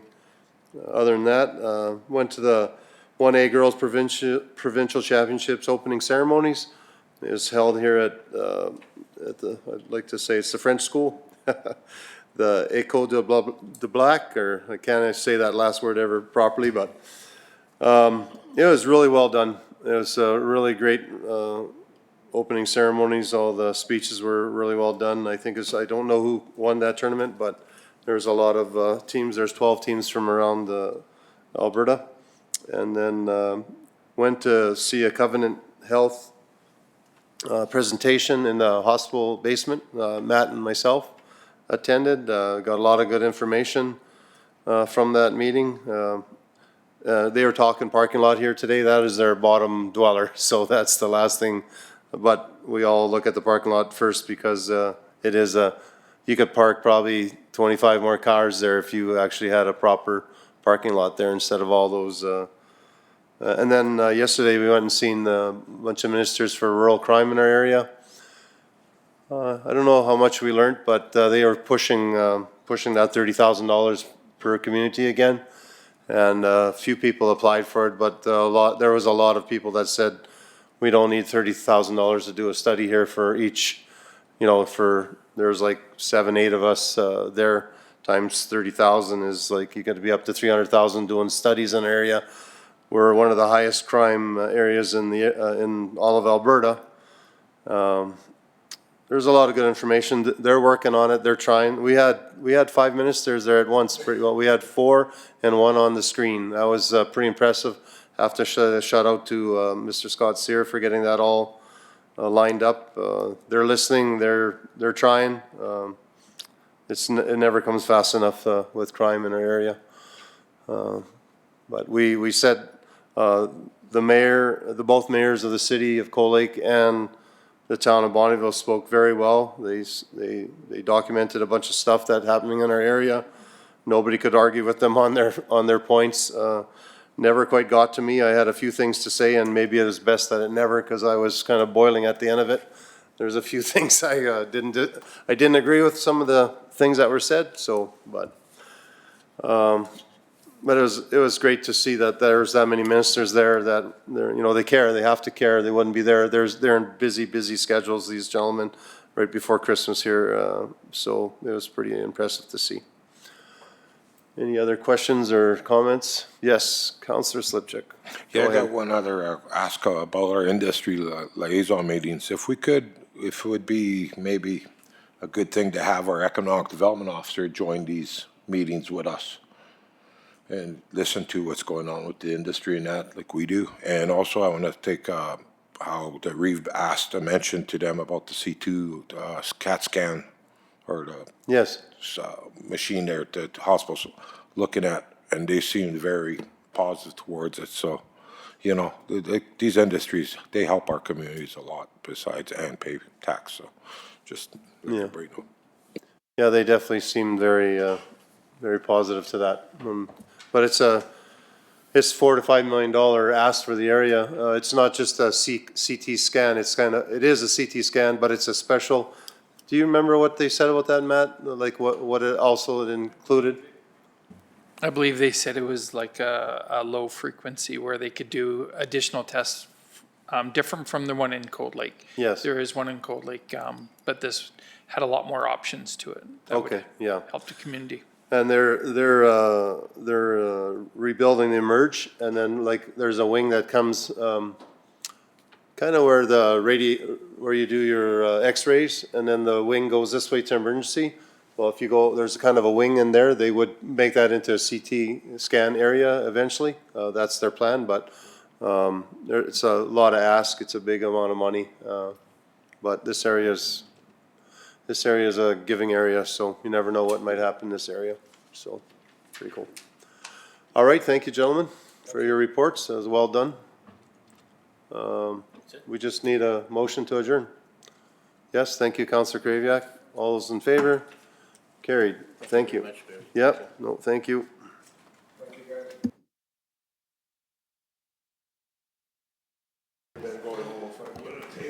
Just